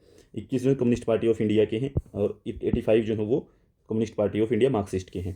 फिर जैसे कि अगर स्टेट काउंसिल देखें, स्टेट काउंसिल एक आधी स्टेट में था, तो इनका 1 है, जैसे उत्तर प्रदेश के अंदर भारतीय जनता पार्टी 167 लिए बैठी है, इनके 2 हैं, इनकी 0 हैं आगे। इसके बाद नेक्स्ट पार्टीज को देखते हैं, Indian national Congress. Indian national Congress जो है ये सेंटर टू सेंट्रल लेफ्ट है, सेंटर टू सेंट्रल लेफ्ट की तरफ जाती है। ठीक है, 1885 में बनती है, मल्लिकार्जुन खड़गे अध्यक्ष हैं। ये इनका 6 स्टेट में पार्टी है, 52 जो है इनके लोकसभा में है, 31 जो है राज्यसभा में, 650 विधायक बने हैं, और 45 जो है लोकल असेंबली के अंदर हैं। फिर है national Congress, nationalist Congress party NCP जो है शरद पवार की, जो है शरद पवार सुप्रीमो है। ठीक है, सेंटर की तरफ है, बिल्कुल सेंटर, मैंने जो बताया था आपको सेंटर में है NCP। फिर नेशनल पीपल्स पार्टी है, जो ये सेंट्रल लेफ्ट है। ठीक है, जो कांग्रेस से अलग हुई होंगी वो सेंट्रल लेफ्ट मिलेंगी आपको। ठीक है, फिर जैसे शरद पवार की है इंडियन नेशनल सेकुलरिज्म, इनकी ये भी याद रखना है आपको, इंडियन नेशनल सेकुलरिज्म की बात करती है पार्टी। जैसे ये रीजनलिज्म एंड एथनोसेंट्रिज्म के ऊपर फोकस करती है, ये जैसे big tent civic nationalism, social liberalism, ठीक है, सोशलिज्म, सोशल डेमोक्रेसी, इनकी बात करेगी। इसी तरीके से जो है दूसरी पार्टीज़ की भी आपको देख लेनी है। फिर जैसे कॉनराड संगमा इसके जो है वो सुप्रीमो है। ये आपको सारी चीज़ें देख लेनी है इसी तरीके से कैसे काम कर रही हैं। इसके बाद जैसे आम आदमी पार्टी जो है, मतलब कि parties with national party status pending, जिसका पेंडिंग है आम आदमी पार्टी का। जैसे आम आदमी पार्टी के पास क्या है, सेंटर की तरफ है, ये बिल्कुल सेंटर में पार्टी है, ये सेंटर लेफ्ट भी नहीं ना सेंट्रल राइट है। ठीक है, तो ये सेंटर की तरफ है, ये इसका झंडा है, फ्लैग जो है। ठीक है, येलो, ब्लू एंड झाड़ू का निशान भी है। ठीक है, ये किसी के एंटी करप्शन, सेकुलरिज्म और ह्यूमनिज्म के ऊपर फोकस करती है। देखिए ह्यूमनिज्म के ऊपर फोकस करती है, इसी के कारण इनके ऊपर आरोप लगते हैं कि ये BJP की बी टीम लगती है। ठीक है। पर हम इस तरीके के आरोप नहीं लगा सकते, ठीक है। हम पढ़ने वाले हैं तो हमें खुद स्टडी करनी चाहिए। 2012 में बनते 11 साल हो गए, अरविंद केजरीवाल सुप्रीमो हैं, 2 स्टेट में सरकार बना रखी है, लोकसभा में कोई मेंबर नहीं है, राज्यसभा में 10 मेंबर हैं, 161 जो हैं इनके पास जो विधायक है देश के अंदर, और स्टेट काउंसिल में कोई नहीं है, ठीक है। तो ये था इनका टोटल डेटा। अब भारत में हम बात करते हैं स्टेट पार्टीज़ के बारे में। अभी तक हमने बात की थी रीजनल पार्टीज़ के बारे में, स्टेट पार्टीज़ पे आ जाते हैं। स्टेट पार्टीज़ क्या काम करती हैं, क्षेत्रीय दल बनते कैसे हैं, उनकी डेवलपमेंट कैसे होती है, इसके बारे में बात करते हैं, ठीक है। तो देखिए, डेमोक्रेसी जो है, लोकतंत्र में राजनीतिक दल जो है वो विभिन्न मुद्दों पर अलग अलग विचार रखते हैं, ठीक है। उनको एकत्रित करके बनते भी हैं, ठीक है। तो उन्हें सरकार के समक्ष जो प्रस्तुत करने के लिए समाज में एक एजेंसी प्रदान करते हैं, यानी कि देश के अंदर बहुत सारे मुद्दे होते हैं, पॉलिटिकल मुद्दे होते हैं, उन पॉलिटिकल मुद्दों को जो है पॉलिटिकल पार्टी जो है वो लेकर के जाती हैं और सोसाइटी में वो काम करती है एक इंस्टीट्यूशन का जो मुद्दे उठाएगी, ठीक है। तो ये मुद्दे किस तरीके से उठेंगे, अपने जनप्रतिनिधियों के माध्यम से, जो रिप्रेजेंटेटिव हैं उनके माध्यम से जाएंगे। तो ये रिप्रेजेंटेशन का भी काम करती है। और इससे क्या है, ये पार्टी क्या है, जिम्मेदार सरकार को बनाती भी, एक रिस्पॉन्सिबल गवर्नमेंट का भी, एक रिस्पॉन्सिबल गवर्नमेंट बनाने का भी काम करती है पॉलिटिकल पार्टी। जिससे क्या है कि सरकार का समर्थन कर सकती हैं, ठीक है। सरकार का समर्थन करने से रोक सकती हैं, नीतियाँ बनाने से रोक सकती हैं, नीतियाँ बनवा सकती हैं, नीतियों को सही ठहरा सकती हैं, उनका विरोध कर सकती हैं, ठीक है। उसके लिए एक पूरा मैकेनिज्म तैयार करती हैं, ठीक है। तो भारत में जो है हम देख ही रहे हैं कि भारत में क्या है, वो मल्टी पार्टी सिस्टम, बहुदलीय व्यवस्था है। तो इसलिए जो है हर एक जगह पे आपको बहुत सारी पार्टियां मिलेंगी। तो भारत में राजनीतिक दलों की अगर हम बात करें तो भारत में प्रत्येक राजनीतिक दल को आम चुनाव के पास जो हो पंजीकृत करवाना पड़ता है, यानी कि अपना रजिस्ट्रेशन करवाना पड़ता है हर एक पार्टी को। तो चुनाव आयोग जो हो वो इनको रजिस्ट्रेशन देता है, रजिस्ट्रेशन नंबर इनको देता है, ठीक है, जो बताता है कि कौन राष्ट्रीय दल, कौन नेशनल पार्टी है, कौन जो है वो जिसको आप कह सकते हैं कि ये स्टेट पार्टी है। तो मान्यता प्राप्त दल के अंदर अगर हम बात करें तो ये बात हम डिस्कस कर चुके हैं, राष्ट्रीय दल को कौन सी मान्यताएं पूरी करनी है, ठीक है, और राज्य दल को कौन सी करनी है, तो ये आपको मैं बता चुका हूँ। तो भारत के चुनाव आयोग के अनुसार अगर हम बात करें तो एक बार आप लोग बेसिक इसको स्क्रीनशॉट्स लेके आराम से पढ़ सकते हैं, देख सकते हैं, ठीक है, दोबारा से, कि आपको थोड़ा शॉर्ट में यहाँ पे भी लिखा गया है, ठीक है, लिखना बहुत जरूरी होता है। तो भारत में जो 2000 से अधिक राजनीतिक दल हैं, कुल मिलाकर के भारत में अगर हम देखा जाए तो 2000 से ज़्यादा पॉलिटिकल पार्टी हैं, लेकिन जिसमें से क्या है कि 8 जो हैं वो नेशनल पार्टी हैं, ठीक है, और 53 जो हैं वो क्या हैं, राज्य दल हैं। राज्य दल मतलब कि स्टेट पार्टी हैं, ठीक है। पेपर में आपसे पूछा जाए कि क्षेत्रीय दल होते हैं, क्षेत्रीय नहीं होते हैं, स्टेट पार्टी होती हैं या नेशनल पार्टी होती हैं, यही मिलेगा आपको, ठीक है, यही होती है, दो ही तरह की पार्टियां होती हैं। और तीसरी जो होती हैं वो होती है रजिस्टर्ड पार्टी, ठीक है। तो रजिस्टर्ड पार्टी को जो है जिनको रजिस्ट्रेशन किया जाता है। तो भारत में अगर हम बात करें क्षेत्रीय दल, देखो क्षेत्रीय दल को ही हम स्टेट पार्टी बोलते हैं, क्षेत्रीय दलों को, ठीक है। मतलब कि भारत में 8 दल हैं जिनका हमने नाम देख लिया है सारी की सारी पार्टियों की, ठीक है। तो देश के अधिकांश प्रमुख दलों को चुनाव आयोग द्वारा जो है, बहुत से बड़े बड़े दल हैं, बहुत सी बड़ी बड़ी पार्टियां हैं, उनको बहुत सारे को जो है हमारा जो इलेक्शन कमीशन है, इलेक्शन कमीशन ऑफ इंडिया जो है वो स्टेट पार्टी का दर्जा देता है, स्टेट पार्टीज़ के अंदर उनको क्लासीफाई करता है, उनको डिवाइड करके रखता है, जिनको हम क्या कहते हैं, क्षेत्रीय दलों के रूप में जानते हैं, ठीक है। तो फिर भी इन दलों को जो है ये स्पष्ट करना जरूरी है, क्योंकि विचारधारा के दृष्टिकोण जो है वो क्या है, ठीक है, उनको इस चीज़ की ज़रूरत पड़ती है, तो वो हमें बताने की जरूरत है। तो इसमें कुछ दल हैं जो अखिल भारतीय दल हैं, यानी कि अखिल भारतीय का मतलब है कि जो ऑल इंडिया के तौर पर काम करते हैं, जैसे कि RJDU, JDU, DIMK जो हैं, AIDMK जो ये काम करते हैं, बहुत ज़्यादा हाईलाइट रहते हैं, ठीक है। जो खाली कुछ राज्यों में सफल मतलब कि हैं तो पूरे देश के अंदर पॉपुलर, लेकिन वो सफलता उनको कुछ राज्यों में मिली है, ठीक है, ठीक है। भारतीय सोसाइटी जो है, इंडियन सोसाइटी जो है, उसके अंदर कई जातीय, कल्चरल, लैंग्वेज, रिलीजियस और जो वो एथनिक समूह जो हैं, कास्ट बेस्ड समूह जो है वो हमें देखने को मिल जाएंगे, जो हमें बताते हैं कि जो क्षेत्रीय दलों की उत्पत्ति जो है उन्हीं के कारण होती है। यानी कि क्षेत्रीय दल अगर उभर करके आते हैं, जो रीजनल पार्टीज हैं, जो स्टेट पार्टीज जो उनके आती हैं, रीजनल पार्टीज के उभरने के पीछे, उनकी उत्पत्ति के पीछे, उनके विकास के पीछे, उनके डेवलपमेंट के पीछे, इवोल्यूशन के पीछे, ठीक है, वो क्या कारण हो सकते हैं, वो हो सकते हैं जातीय कारण हो सकते हैं, कल्चरल हो सकता है, लैंग्वेज हो सकता है, रिलीजियस हो सकता है, एथनिक हो सकता है, जाति कास्ट हो सकती है, ठीक है।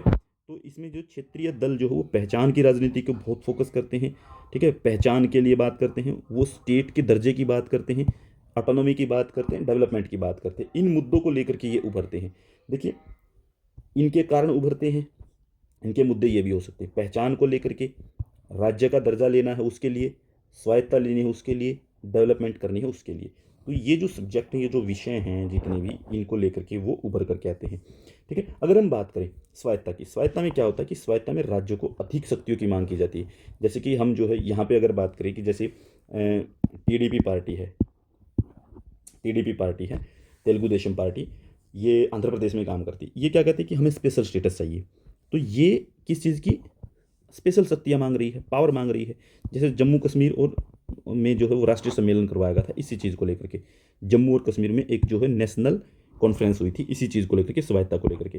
फिर राज्य का दर्जे की डिमांड क्या हो सकती है? राज्य के दर्जे की डिमांड हो सकती है कि एक इंडिपेंडेंट स्टेट बनाया जाए। ठीक है, इंडिपेंडेंट स्टेट, जैसे कि तेलंगाना राष्ट्र समिति ने जो अलग तेलंगाना राज्य की मांग की थी। ठीक है,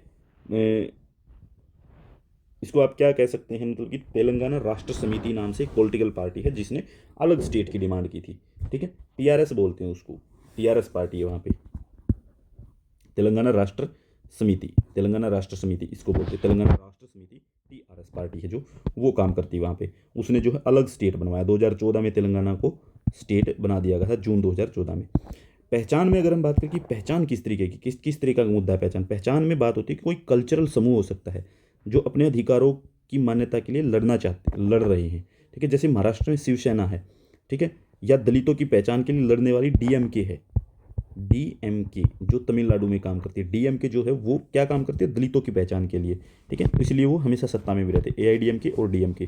ठीक है, ये हैं दो पार्टियां वहाँ काम करती है जो कल्चरल तौर पे अपनी पहचान को डिसाइड करके बताते हैं कि हमारी पहचान ये है, उस तरीके से डिमांड करते हैं, उस तरीके से पॉलिटिकल पार्टी बनते हैं। फिर विकास के मुद्दे को अगर हम बात करें, विकास का मुद्दा लेकर के, यानी कि कोई क्षेत्रीय दल जो है वो इसको मुद्दा बना सकता है कि केवल वे ही है किसी विशेष क्षेत्र के लोगों की विकास की बात कर सकते हैं। जैसे झारखंड की बात हुई थी, झारखंड को विकास के मुद्दे पे बनाया गया अलग। ठीक है, छत्तीसगढ़ को विकास के मुद्दे पे मध्य प्रदेश से अलग किया गया। तो इससे पॉलिटिकल पार्टी उभर के आती हैं। ठीक है, अलग पार्टी बनती हैं, उसी से नई नई पार्टियां उभर करके आती हैं।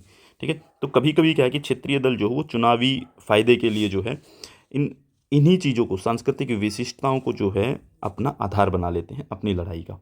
ठीक है, बहुत सारी पॉलिटिकल पार्टी करती हैं ऐसा। जैसे कि पिछले चुनाव में आपको देखने को मिला होगा, ममता बनर्जी ने क्या कहा कि बाहर का व्यक्ति है, बाहर के लोग शासन कैसे कर सकते बंगाल में आके। इसलिए बीजेपी को बड़ा नुकसान उठाना पड़ा। बीजेपी टक्कर में दिख रही थी, लेकिन अंत में क्या है कि ममता बनर्जी को इतना फ़ायदा हो गया उस चीज़ का कि जो 200 जिसके पास जो है वो 211 सीटें थी, वो बढ़ करके 216 पे जा पहुंची। 216 सीटें जो हैं वो उसके पास आ गई। ठीक है, तो बढ़ करके 216 सीट पे जो है वो जा पहुंची। तो 216 सीट जो है वो उसके हिस्से में आ गई थी। ठीक है, तो क्षेत्रीय पार्टी का अगर हम विकास की बात करें, क्षेत्रीय पार्टी कौन सी है? देखिए, क्षेत्रीय पार्टी, रीजनल पार्टीज़ की डेवलपमेंट कैसे होती है। तो पिछले जो 4 दशक हैं, पिछले 40 साल से लगभग क्षेत्रीय दल जो है उनकी जो पावर जो है वो धीरे धीरे बढ़ती जा रही है और संख्या भी उनकी बढ़ रही है। तो इसने जो भारत की जो संसद है, भारत की जो पॉलिटिक्स है, उसको बहुत प्रभावित कर दिया है और उसको जो है वो डाइवर्स बना दिया है। भारतीय पॉलिटिक्स को, इंडियन पॉलिटिक्स को जो है उसके अंदर डाइवर्सिटी पैदा कर दी है। और जो क्षेत्रीय आकांक्षाएं, महत्वाकांक्षाएं जो है उनको पूरा करने के लिए जो है ये जो रीजनल पार्टी हैं इनका उदय हो रहा है। ठीक है, ये एमरजेंस करके आ रही है। आप लोग देखेंगे डेट निकाल करके सारी पार्टियों की कि टीएमसी कब बनती है, आरजेडी कब बनती है, जेडीयू कब बनती है, आईएनएलडी कब बनती है, जेजेपी कब बन रही है।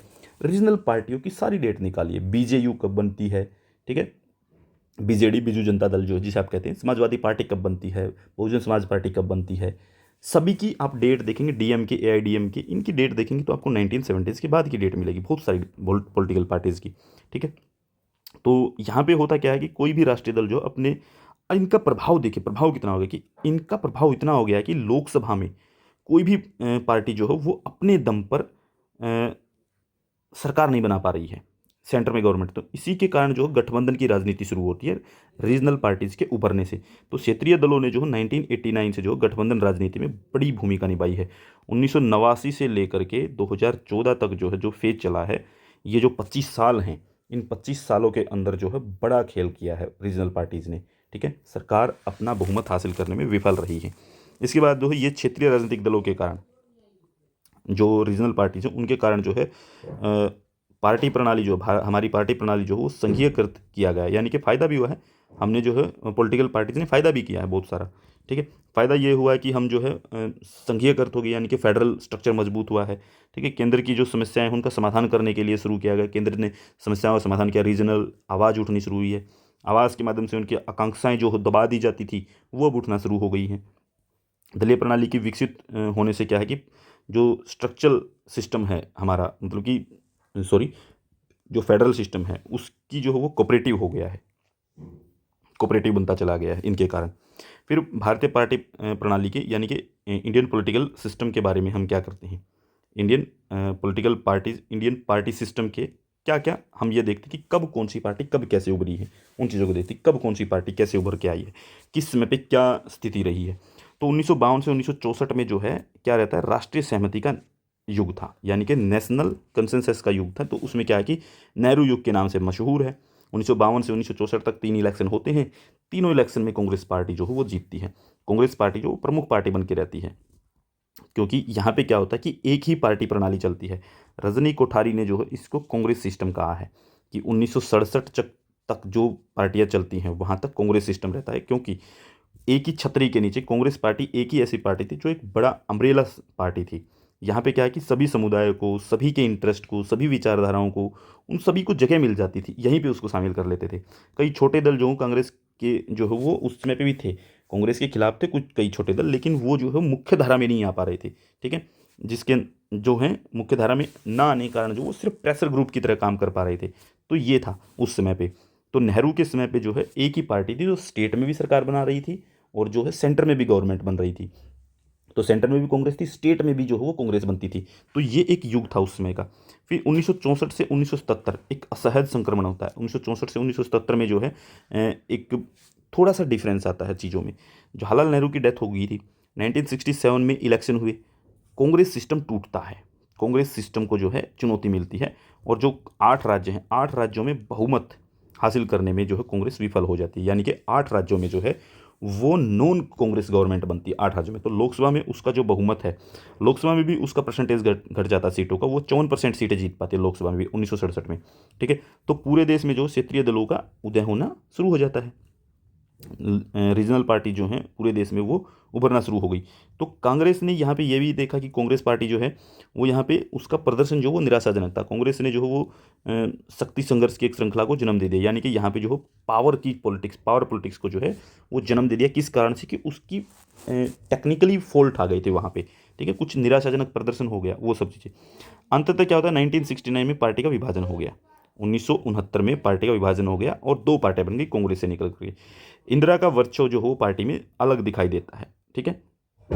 और इंदिरा जो है, इंदिरा गांधी जो है वो पार्टी में भी दिखाई दे रही है और सरकार में भी दिखाई दे रही है, यानी कि पार्टी के ऊपर भी होल्ड है और गवर्नमेंट के ऊपर भी होल्ड जो वो इंदिरा गांधी का हो गया 1969 के अंदर, ठीक है। हालांकि ये था कि गुजरात में जो मोरारजी देसाई जो हैं और बिहार में जो है जेपी, जयनारायण प्रकाश, ये 2 मिलकर के आंदोलन करते हैं, दोनों के सफल आंदोलन रहते हैं, जो कि कांग्रेस के भ्रष्टाचार के खिलाफ थे और मनमानी शासन के खिलाफ चलते हैं, ठीक है। 1975 में इन आंदोलन का चरम पहुंचता है, ये बिल्कुल पीक पे आते हैं, बिल्कुल पीक पे पहुंच जाते हैं ये आंदोलन, मोरारजी देसाई और जयप्रकाश नारायण वाले। जयप्रकाश नारायण जो है जून में जो है आंदोलन करते हैं 1975 में, बड़ा आंदोलन होता है। और इंदिरा गांधी ने जो भारतीय इतिहास में इन्हीं चीज़ों से डर करके पहली बार जो है वो इंटरनल एमरजेंसी लगाई थी, ठीक है। पहली बार इसको जो है इंटरनल एमरजेंसी, पहली और आखिरी बार भी, उसके बाद कभी नहीं लगी है, उससे पहले कभी नहीं लगी थी, तो पहली और आखिरी बार थी। 1977 और 80s में एक आम सहमति से क्या हुआ कि एक अंतर पार्टी संघर्ष की अवधि शुरू होती है, यानी कि कांग्रेस पार्टी से लीडर टूटने शुरू होते हैं। और टूटते हैं तो क्या होता है कि 1977 में कांग्रेस की सरकार चली जाती है। कांग्रेस की सरकार जैसे ही गई, नई सरकार बनती है जनता पार्टी की सरकार। तो 1977 में जनता पार्टी की सरकार बनती है और नया गठबंधन उभर करके सामने आता है। इससे क्या कि भारत में बहुदलीय व्यवस्था जो है उसका उदय होता है, ठीक है। मल्टी पार्टी सिस्टम जो है वो अब उभर करके सामने आता है 1977 के बाद में। इसमें किसी वैचारिक आम सहमति के बजाय जो है ये रखा गया था कि हम विचारधारा के तौर पे नहीं जुड़े हैं जनता दल के अंदर, जनता पार्टी जो बनी थी उसमें विचारधारा के तौर पे कोई नहीं जुड़ा हुआ था।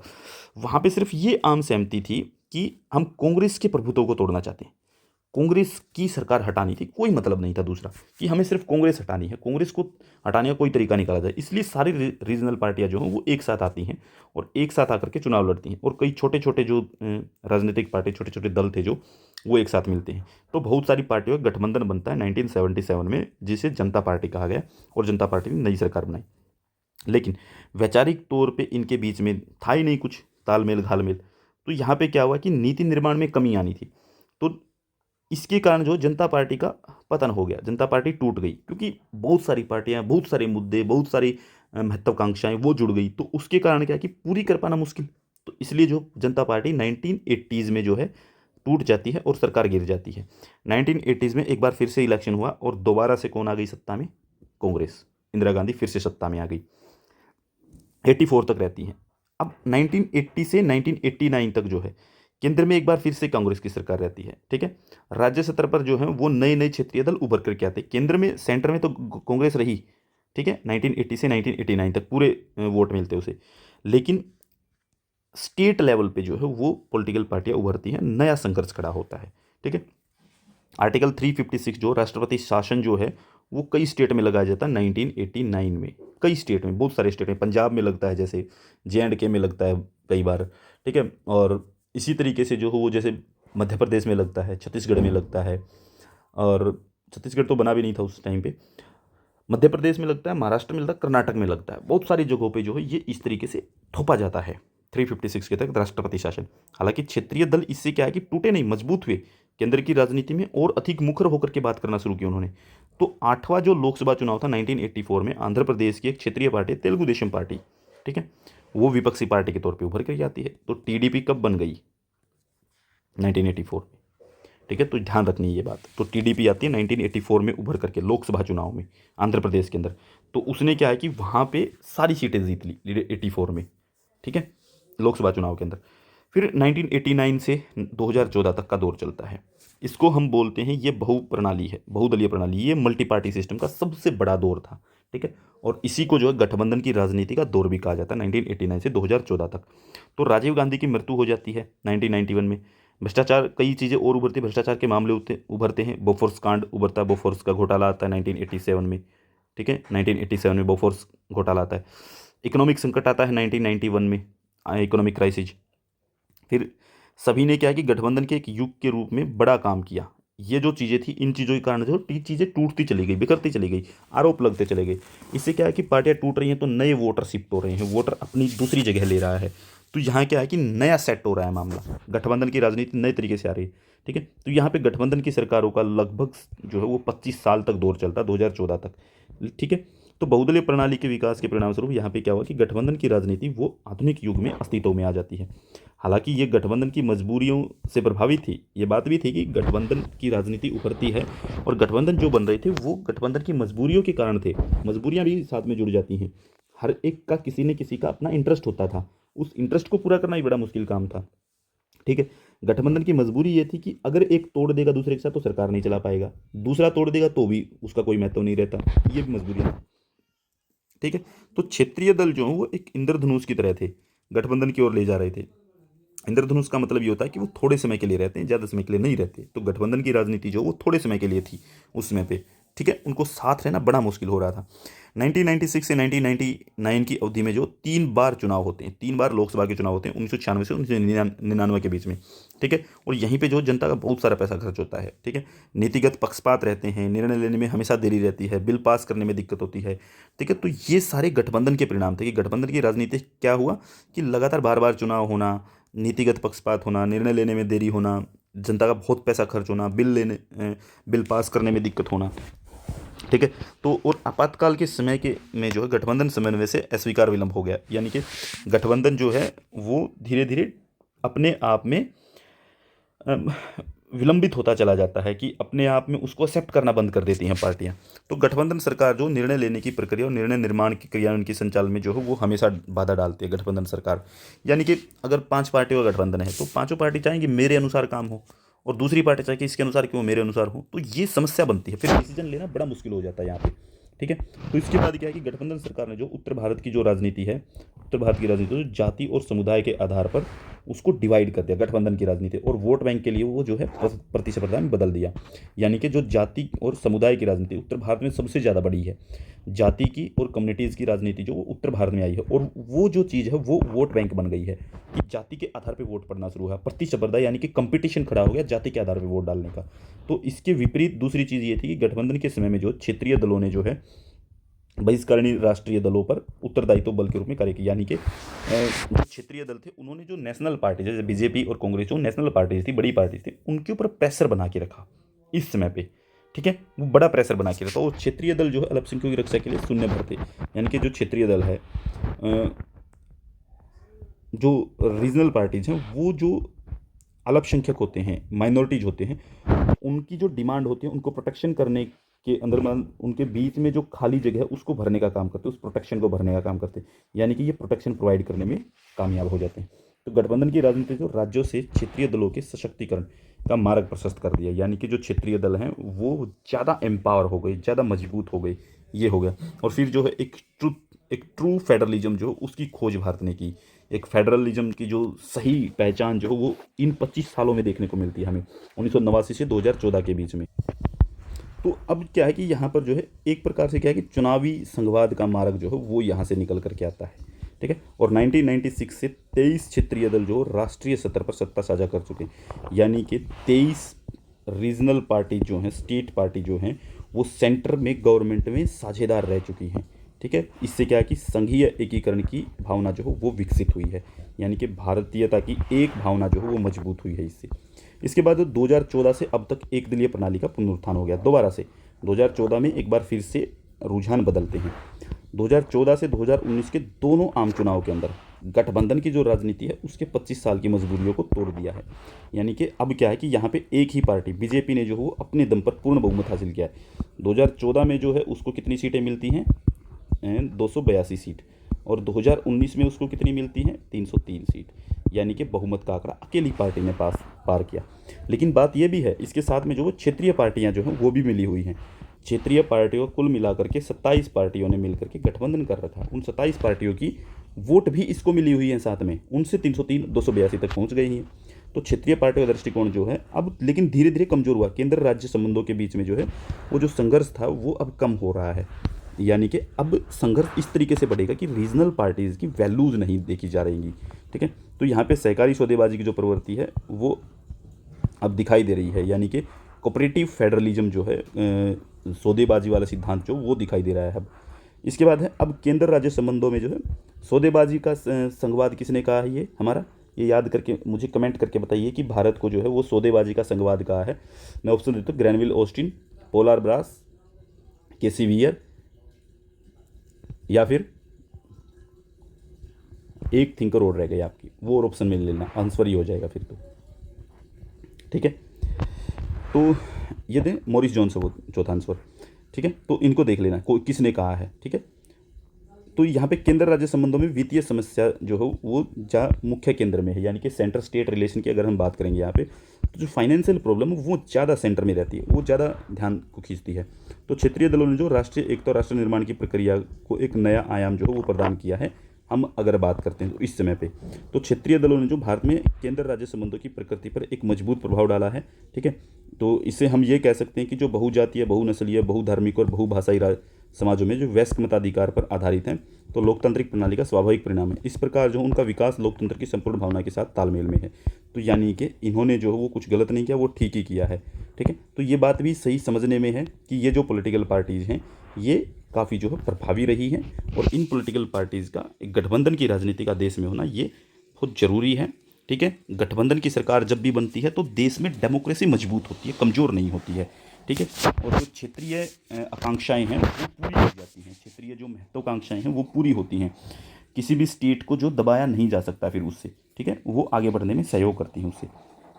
आगे देखिए, आगे ये आपके सामने वो सारी चीज़ें हैं जो कि पॉलिटिकल पार्टीज़ हैं। 52 रिकॉग्नाइज स्टेट पार्टी 53 हैं, इसको 53 कर लेना, आम आदमी पार्टी इसमें है। ठीक है, तो ये पार्टीज़ हैं आपको दिखाई दे जाएंगी। YSR कांग्रेस जो है ये आपको दिखेगी। ठीक है, तेलुगु देशम पार्टी दिखेगी, पीपल्स पार्टी अरुणाचल प्रदेश दी। मुख्य मुख्य पार्टियाँ देख लीजिए, जैसे कि YSR कांग्रेस है, इसका नाम याद रखिए आप। टीडीपी जो है इसका नाम याद रखिए, और इनके चुनाव चिन्ह बहुत जरूरी है याद रखने, ठीक है। इनके चुनाव चिन्ह याद रखने जरूरी है, उनके लीडर याद रखने, जैसे YS जगन मोहन रेड्डी जो है इसके लीडर हैं, N चंद्रबाबू नायडू इसके लीडर हैं, ठीक है। फिर जैसे peoples party of Arunachal Pradesh, इसका थोड़ा ज़्यादा जरूरी नहीं है, ठीक है। जनता दल यूनाइटेड, ये भी इतनी जरूरी नहीं है।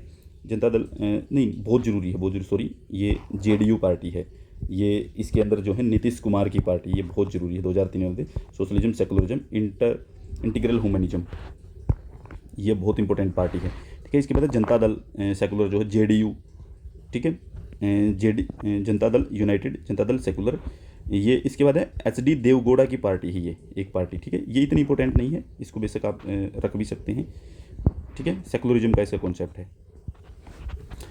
ठीक है। उसके बाद जैसे all India United democratic front, ये भी इतना जरूरी नहीं है, ठीक है।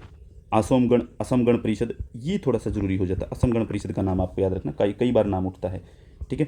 इसके बाद जो है बोडोलैंड पीपल्स फ्रंट, ठीक है, United People's Liberal, Communist Party of India, Marxist, ML, ये ML वाली पार्टी, इसका भी इतना जरूरी नहीं है कि आपको निशान याद रखना पड़े, ठीक है। राष्ट्रीय जनता दल RJD बहुत ज़रूरी है, बिहार के अंदर, झारखंड के अंदर लालू प्रसाद यादव और तेजस्वी यादव जो हैं वो इनके हैं, ठीक है। सोशलिज्म की पार्टी है, सेंट्रल लेफ्ट की तरफ जाती है, ठीक है। जनता कांग्रेस छत्तीसगढ़, ये भी इतनी ज़रूरी नहीं है, ठीक है। रेणु जोशी की पार्टी ही है, ठीक है। मुझे जो जहाँ तक लगता है, जैसे इंडियन नेशनल लोक दल, ये भी इतनी ज़रूरी नहीं रही है अभी। जननायक जनता पार्टी, ये भी इतनी अभी तक नहीं सामने आ पाई है। जम्मू कश्मीर नेशनल कॉन्फ्रेंस, ये बहुत ज़रूरी है, इसको याद रख लेना, इसका चुनाव चिन्ह याद रख लेना, क्या इसका काम है वो याद रख लेना। Jammu and Kashmir national party, ये भी याद रखने की ज़रूरत है, ठीक है। फिर है जैसे इसके बाद जो और पार्टीज़ देखें तो all Jharkhand students union, Jammu and all Jharkhand students union, ये भी है। झारखंड मुक्ति मोर्चा भी पार्टी है, झारखंड मुक्ति मोर्चा, ये वाली पार्टी भी याद रखनी है आपको, ठीक है। कई बार पूछ लेते हैं इनके बारे में। इंडियन यूनियन मुस्लिम लीग, ठीक है, इसकी ज़रूरत नहीं पड़ेगी आपको। केरल कांग्रेस जो है, इसकी भी ज़रूरत नहीं पड़ेगी। रेवोल्यूशनरी सोशलिस्ट पार्टी, इसकी ज़रूरत पड़ सकती है आपको, ठीक है। इसके बाद जो है आगे चलते हैं, शिवसेना, इसका नाम याद रखना जरूरी है, ये बहुत ज़रूरी है। शिवसेना उद्धव बालासाहेब ठाकरे, ये भी आपको याद रखनी है। अब इसका भी कभी न कभी बेड़ा गर्क होने वाला, शिवसेना उद्धव बालासाहेब ठाकरे जो है, ये अब डिसाइड हो चुकी है, ठीक है। और जैसे ये है ना शिवसेना, एक दूसरी Shiv Sena, right wing to far right, ये एकनाथ शिंदे, अब ये इसके अंदर मर्ज, इसको कैप्चर कर लिया है, ये समझ लीजिए आप। शिवसेना को, उद्धव बालासाहेब ठाकरे वाली पार्टी को अब कैप्चर किया जा रहा है, ठीक है, महाराष्ट्र के अंदर। इसके बाद पीपल्स डेमोक्रेटिक अलायंस, ये भी जरूरी नहीं है। Hill State People's Democratic Front, Mizo National Front, ठीक है, ये इतनी ज़रूरी नहीं है ये पार्टी, जैसे मैं बता रहा हूँ आपको जो पार्टियाँ हैं, ये ज़रूरी है। बीजू जनता दल, ये बहुत ज़रूरी है, ठीक है। इसके बाद जो और कोई पार्टी देखते हैं तो बीजू जनता दल, ये संख वाली आई गई आपके साथ में। ऑल इंडिया NR कांग्रेस, ठीक है, ये भी है। पट्टल मक्कल काची शिरोमणि अकाली दल, ये इंपॉर्टेंट है। राष्ट्रीय लोकतांत्रिक party, Sikkim democratic party, Sikkim क्रांतिकारी मोर्चा, देसाई मोरपुर द्रविड़ कगजम, ये DMD की, ठीक है। ऑल इंडिया अन्ना द्रविड़ मुनेत्र कगजम, ये भी इंपॉर्टेंट है, ठीक है। द्रविड़ मुनेत्र कगजम, ये इंपॉर्टेंट है, ठीक है, ये इंपॉर्टेंट है। All India Muslims Ittehadul Muslimeen, ठीक है, ये भी इंपॉर्टेंट है। इसके बाद है भारतीय राष्ट्रीय समिति, ये इतनी ज़रूरी नहीं है। Indigenous People's Front of Tripura, IPT, ये थोड़ी सी ज़रूरी है सेंट्रल राइट की तरफ। अपना दल, ये थोड़ी ज़रूरी है, अपना दल सेंट्रल राइट है। अनुप्रिया पटेल, इनका नाम याद रखना है आपको। फिर राष्ट्रीय लोक दल RLD, ये भी बहुत ज़रूरी पार्टी है, इनका भी। समाजवादी पार्टी बहुत ज़रूरी है। तो ये कुछ रिकॉग्निशन है इन पार्टीज़ के, ये आपको याद रखने ज़रूरी है। अब आपका एक टॉपिक और बचता है इलेक्टोरल रिफॉर्म का, इस लास्ट टॉपिक को और कर लेते हैं, ठीक है। थोड़ा इसमें लगेगा, इसमें ज़्यादा समय नहीं लगने वाला है, ठीक है। देखिए, हमने बहुत सारी चीज़ें देखी हैं। हमने देखा है कि पॉलिटिकल पार्टीज जो आती हैं, सत्ता में इलेक्शन होता है, इलेक्शन जब भी होता है तो देश के अंदर हिंसा भी भड़कती है, इलेक्शन में कमियां भी दिखाई देती हैं, बोगस वोट भी पड़ते हैं, और साथ में ये भी पता चलता है कि हमें किन चीज़ों की ज़रूरत पड़ रही है, किस तरीके से इलेक्शन होना चाहिए, ठीक है। बूथ कैप्चरिंग भी होती है और पैसे का बहुत प्रयोग होता है। तो इस तरीके की चीज़ों को रोकने के लिए कुछ रिफॉर्म की ज़रूरत पड़ती है। ठीक है। तो यही रिफॉर्म जो है वो होते हैं चुनाव सुधार। तो यहाँ पे क्या है कि इसी चीज़ को ठीक करने के लिए जो लगातार चुनाव सुधार किए जाते हैं। तो भारत के मतदाता जो संसद लोकसभा के 543 सदस्य जो हैं उनको चुनते हैं, संसद में चुनाव करके भेजते हैं। तो दुनिया के 7वें बड़े और दूसरी सबसे अधिक आबादी वाला देश, यानी कि दुनिया का भारत जो है वो क्षेत्र के हिसाब से जो वो 7वां सबसे बड़ा देश है और आबादी के हिसाब से जो वो दूसरा सबसे बड़ा देश है। ठीक है। तो यहाँ पे निर्वाचन अधिकारियों पर अनुचित रूप से राजनीतिक दबाव डाले जा सकते हैं, यानी कि इतना बड़ा देश होने के बाद क्या है कि जो इलेक्शन करवाने वाले अधिकारी होते हैं उनके ऊपर जो पॉलिटिकल प्रेशर रहता है। ठीक है। जिससे क्या है कि एक फ्री एंड फेयर इलेक्शन करवाना बड़ा मुश्किल काम हो जाता है।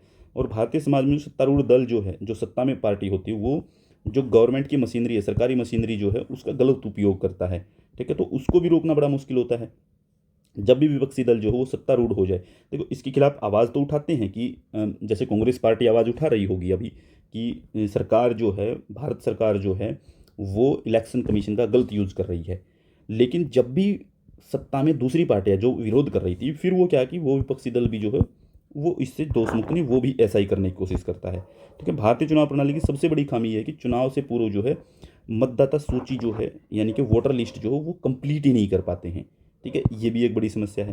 फिर निर्दलीय उम्मीदवारों की संख्या जो वो लगातार देश में बढ़ती जा रही है, ये बड़ी एक समस्या है। ऐसा क्या हो रहा है कि निर्दलीय उम्मीदवार ज़्यादा काम कर रहे हैं और निर्दलीय उम्मीदवार जो वो क्या कर रहे हैं, वोट काटने का काम कर रहे हैं। ठीक है। इसके लिए जो है अतिरिक्त क्या है कि बहुत सारी चीज़ें ऐसी कि जाली और फर्जी मतदाता पहचान पत्र बन रहे हैं। ठीक है। निर्वाचन आयोग के पास अपना स्वतंत्र कर्मचारी नहीं होना, ये बहुत दिक्कत है कि इलेक्शन कमीशन के पास जो हो अपने कर्मचारी नहीं, वो टीचर्स को, डॉक्टर्स को, इन लोगों को भेजते रहते, पुलिस वालों को इलेक्शन करवाने में।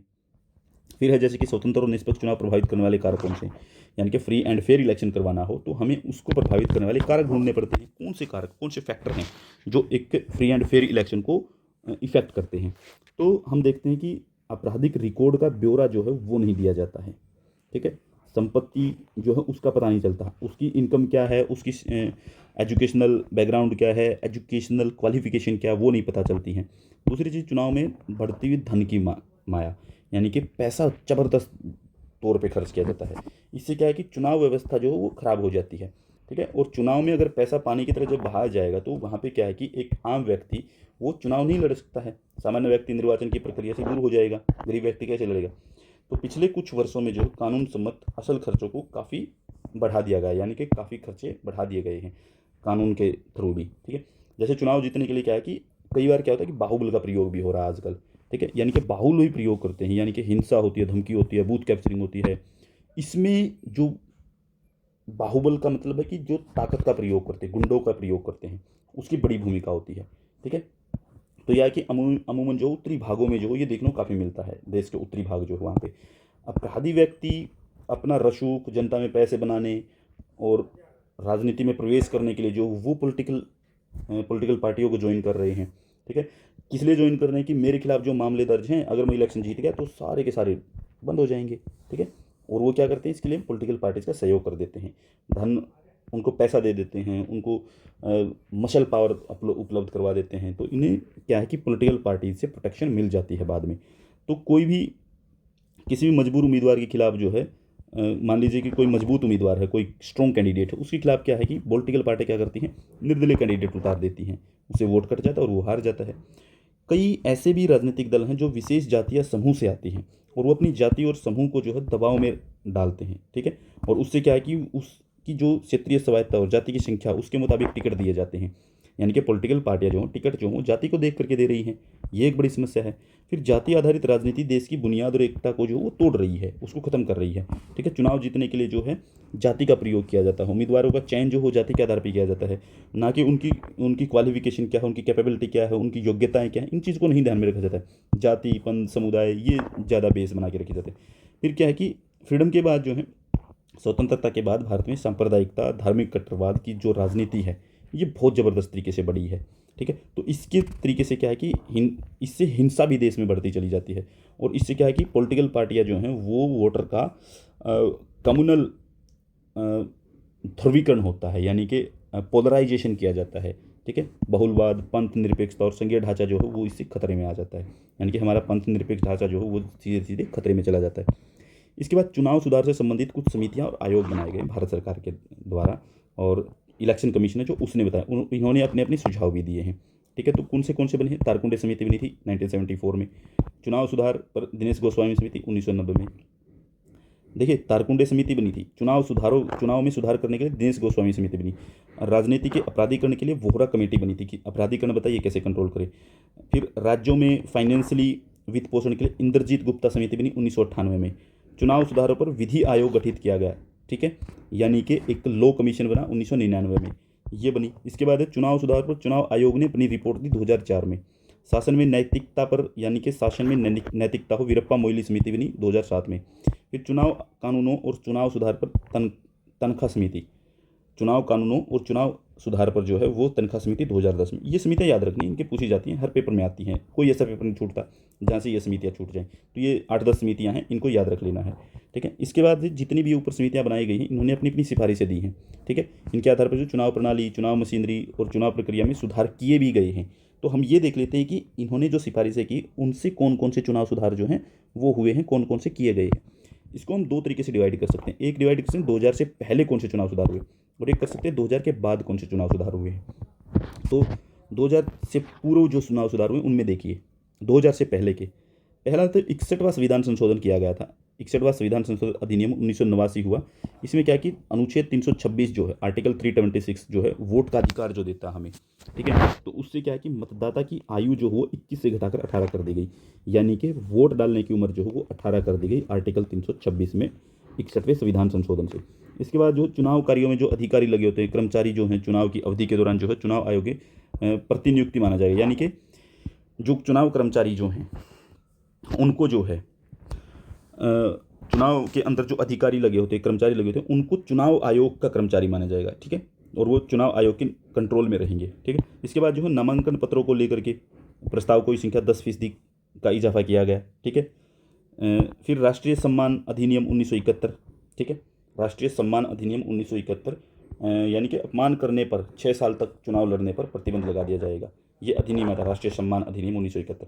अगर कोई आपका अपमान करता है, मानहानि करता है, तो 6 साल तक जो चुनाव लड़ने पे बैन लगा दिया जाए। फिर 2 से अधिक निर्वाचन क्षेत्रों पर चुनाव लड़ने पर प्रतिबंध लगा दिया कि आप 2 से ही लड़ सकते हैं, 2 से ज़्यादा पे नहीं लड़ सकते। ठीक है, अगर उम्मीदवार की मौत हो जाती तो चुनाव स्थगित नहीं होगा, चुनाव चलता रहेगा। ठीक है, इसी चरण में जो है अब तक के सबसे बड़े चुनाव सुधारों में इलेक्ट्रॉनिक वोटिंग मशीन ईवीएम का प्रचलन आना शामिल है, यानी कि सबसे बड़ा सुधार जो वो ईवीएम का माना जाता है। ठीक है, इसका लक्ष्य जो चुनाव में क्या है कि एक तो हम निष्पक्ष चुनाव करा पाएँ। ठीक है, स्टिक करवा पाएँ, पारदर्शी बना पाएँ, यानी कि ट्रांसपेरेंट कर पाएँ। ठीक है, तो इससे क्या है कि जो स्वतंत्र चुनाव है वो करवाने में हमें आसानी हो जाएगी अगर हम ईवीएम का प्रयोग कर रहे हैं तो। ठीक है, तो इसके 2 उपक्रम हैं, सार्वजनिक क्षेत्र के 2 उपक्रमों में इसको डिसाइड किया है, यानी ईवीएम बनाई किसने थी। एक तो थी भारतीय इलेक्ट्रॉनिक लिमिटेड बेंगलोर, दूसरी थी electronic corporation of India limited Hyderabad. ठीक है, इनके सहयोग से जो भारतीय चुनाव आयोग द्वारा ईवीएम को तैयार किया गया, ये 2 इंस्टीट्यूशन आपको याद रखने, इन्होंने ईवीएम तैयार करवाई थी। फिर दिसंबर 1988 में जो संसद द्वारा कानून में संशोधन किया गया, संसद द्वारा कानून में संशोधन किया गया और जन प्रतिनिधि अधिनियम 1951 जो है उसके अंदर एक नई धारा जोड़ी गई, जिसमें कि आयोग को ईवीएम मशीन का उपयोग करने का अधिकार मिला। 1988 में जन प्रतिनिधि अधिनियम 1951 जो है उसके अंदर संशोधन होता है और ईवीएम के लिए एक नई धारा जोड़ी जाती है 1988 में। ठीक है, तो प्रयोग के तौर पर अगर हम देखें कि शुरुआत में कहाँ देखें, ईवीएम का पहली बार उपयोग हुआ 1998 में राजस्थान में। ठीक है, मध्य प्रदेश और दिल्ली के उपचुनाव के दौरान किया गया था। ठीक है, ये थोड़ा सा यहाँ पे हो सकता है टाइपिंग मिस्टेक हो, लेकिन इसको एक बार जरूर चेक करना। मुझे लग रहा है 1998 ही ना हो कहीं पे। ठीक है, क्योंकि इसके बारे में जो है कई रिकमेंडेशन आई थी। तो इसमें जो है ईवीएम के यूज़ के लिए जो राजस्थान में पहले यूज हुई थी 1998 में, राजस्थान और मध्य प्रदेश और दिल्ली के जो चुनाव हैं उनमें यूज़ की गई पहली बार। ठीक है, इसके बाद है 1999 में गोवा विधानसभा चुनाव में पहली बार ईवीएम का यूज हुआ था। ये यूज कहाँ पे हुई थी, ये उपचुनाव में यूज हुई है, उपचुनाव के अंदर। ठीक है, 1998 राजस्थान, मध्य प्रदेश और दिल्ली। जबकि कंप्लीटली विधानसभा की अगर हम बात करें तो 1999 गोवा विधानसभा में चुनाव में पहली बार ईवीएम का यूज हुआ था। ठीक है, फिर इसके बाद आता 2000 के बाद के चुनाव सुधार, इलेक्शन रिफॉर्म 2000 के बाद कौन से होते हैं। तो पहला आता है यहाँ पे एग्जिट पोल पे प्रतिबंध लग गया।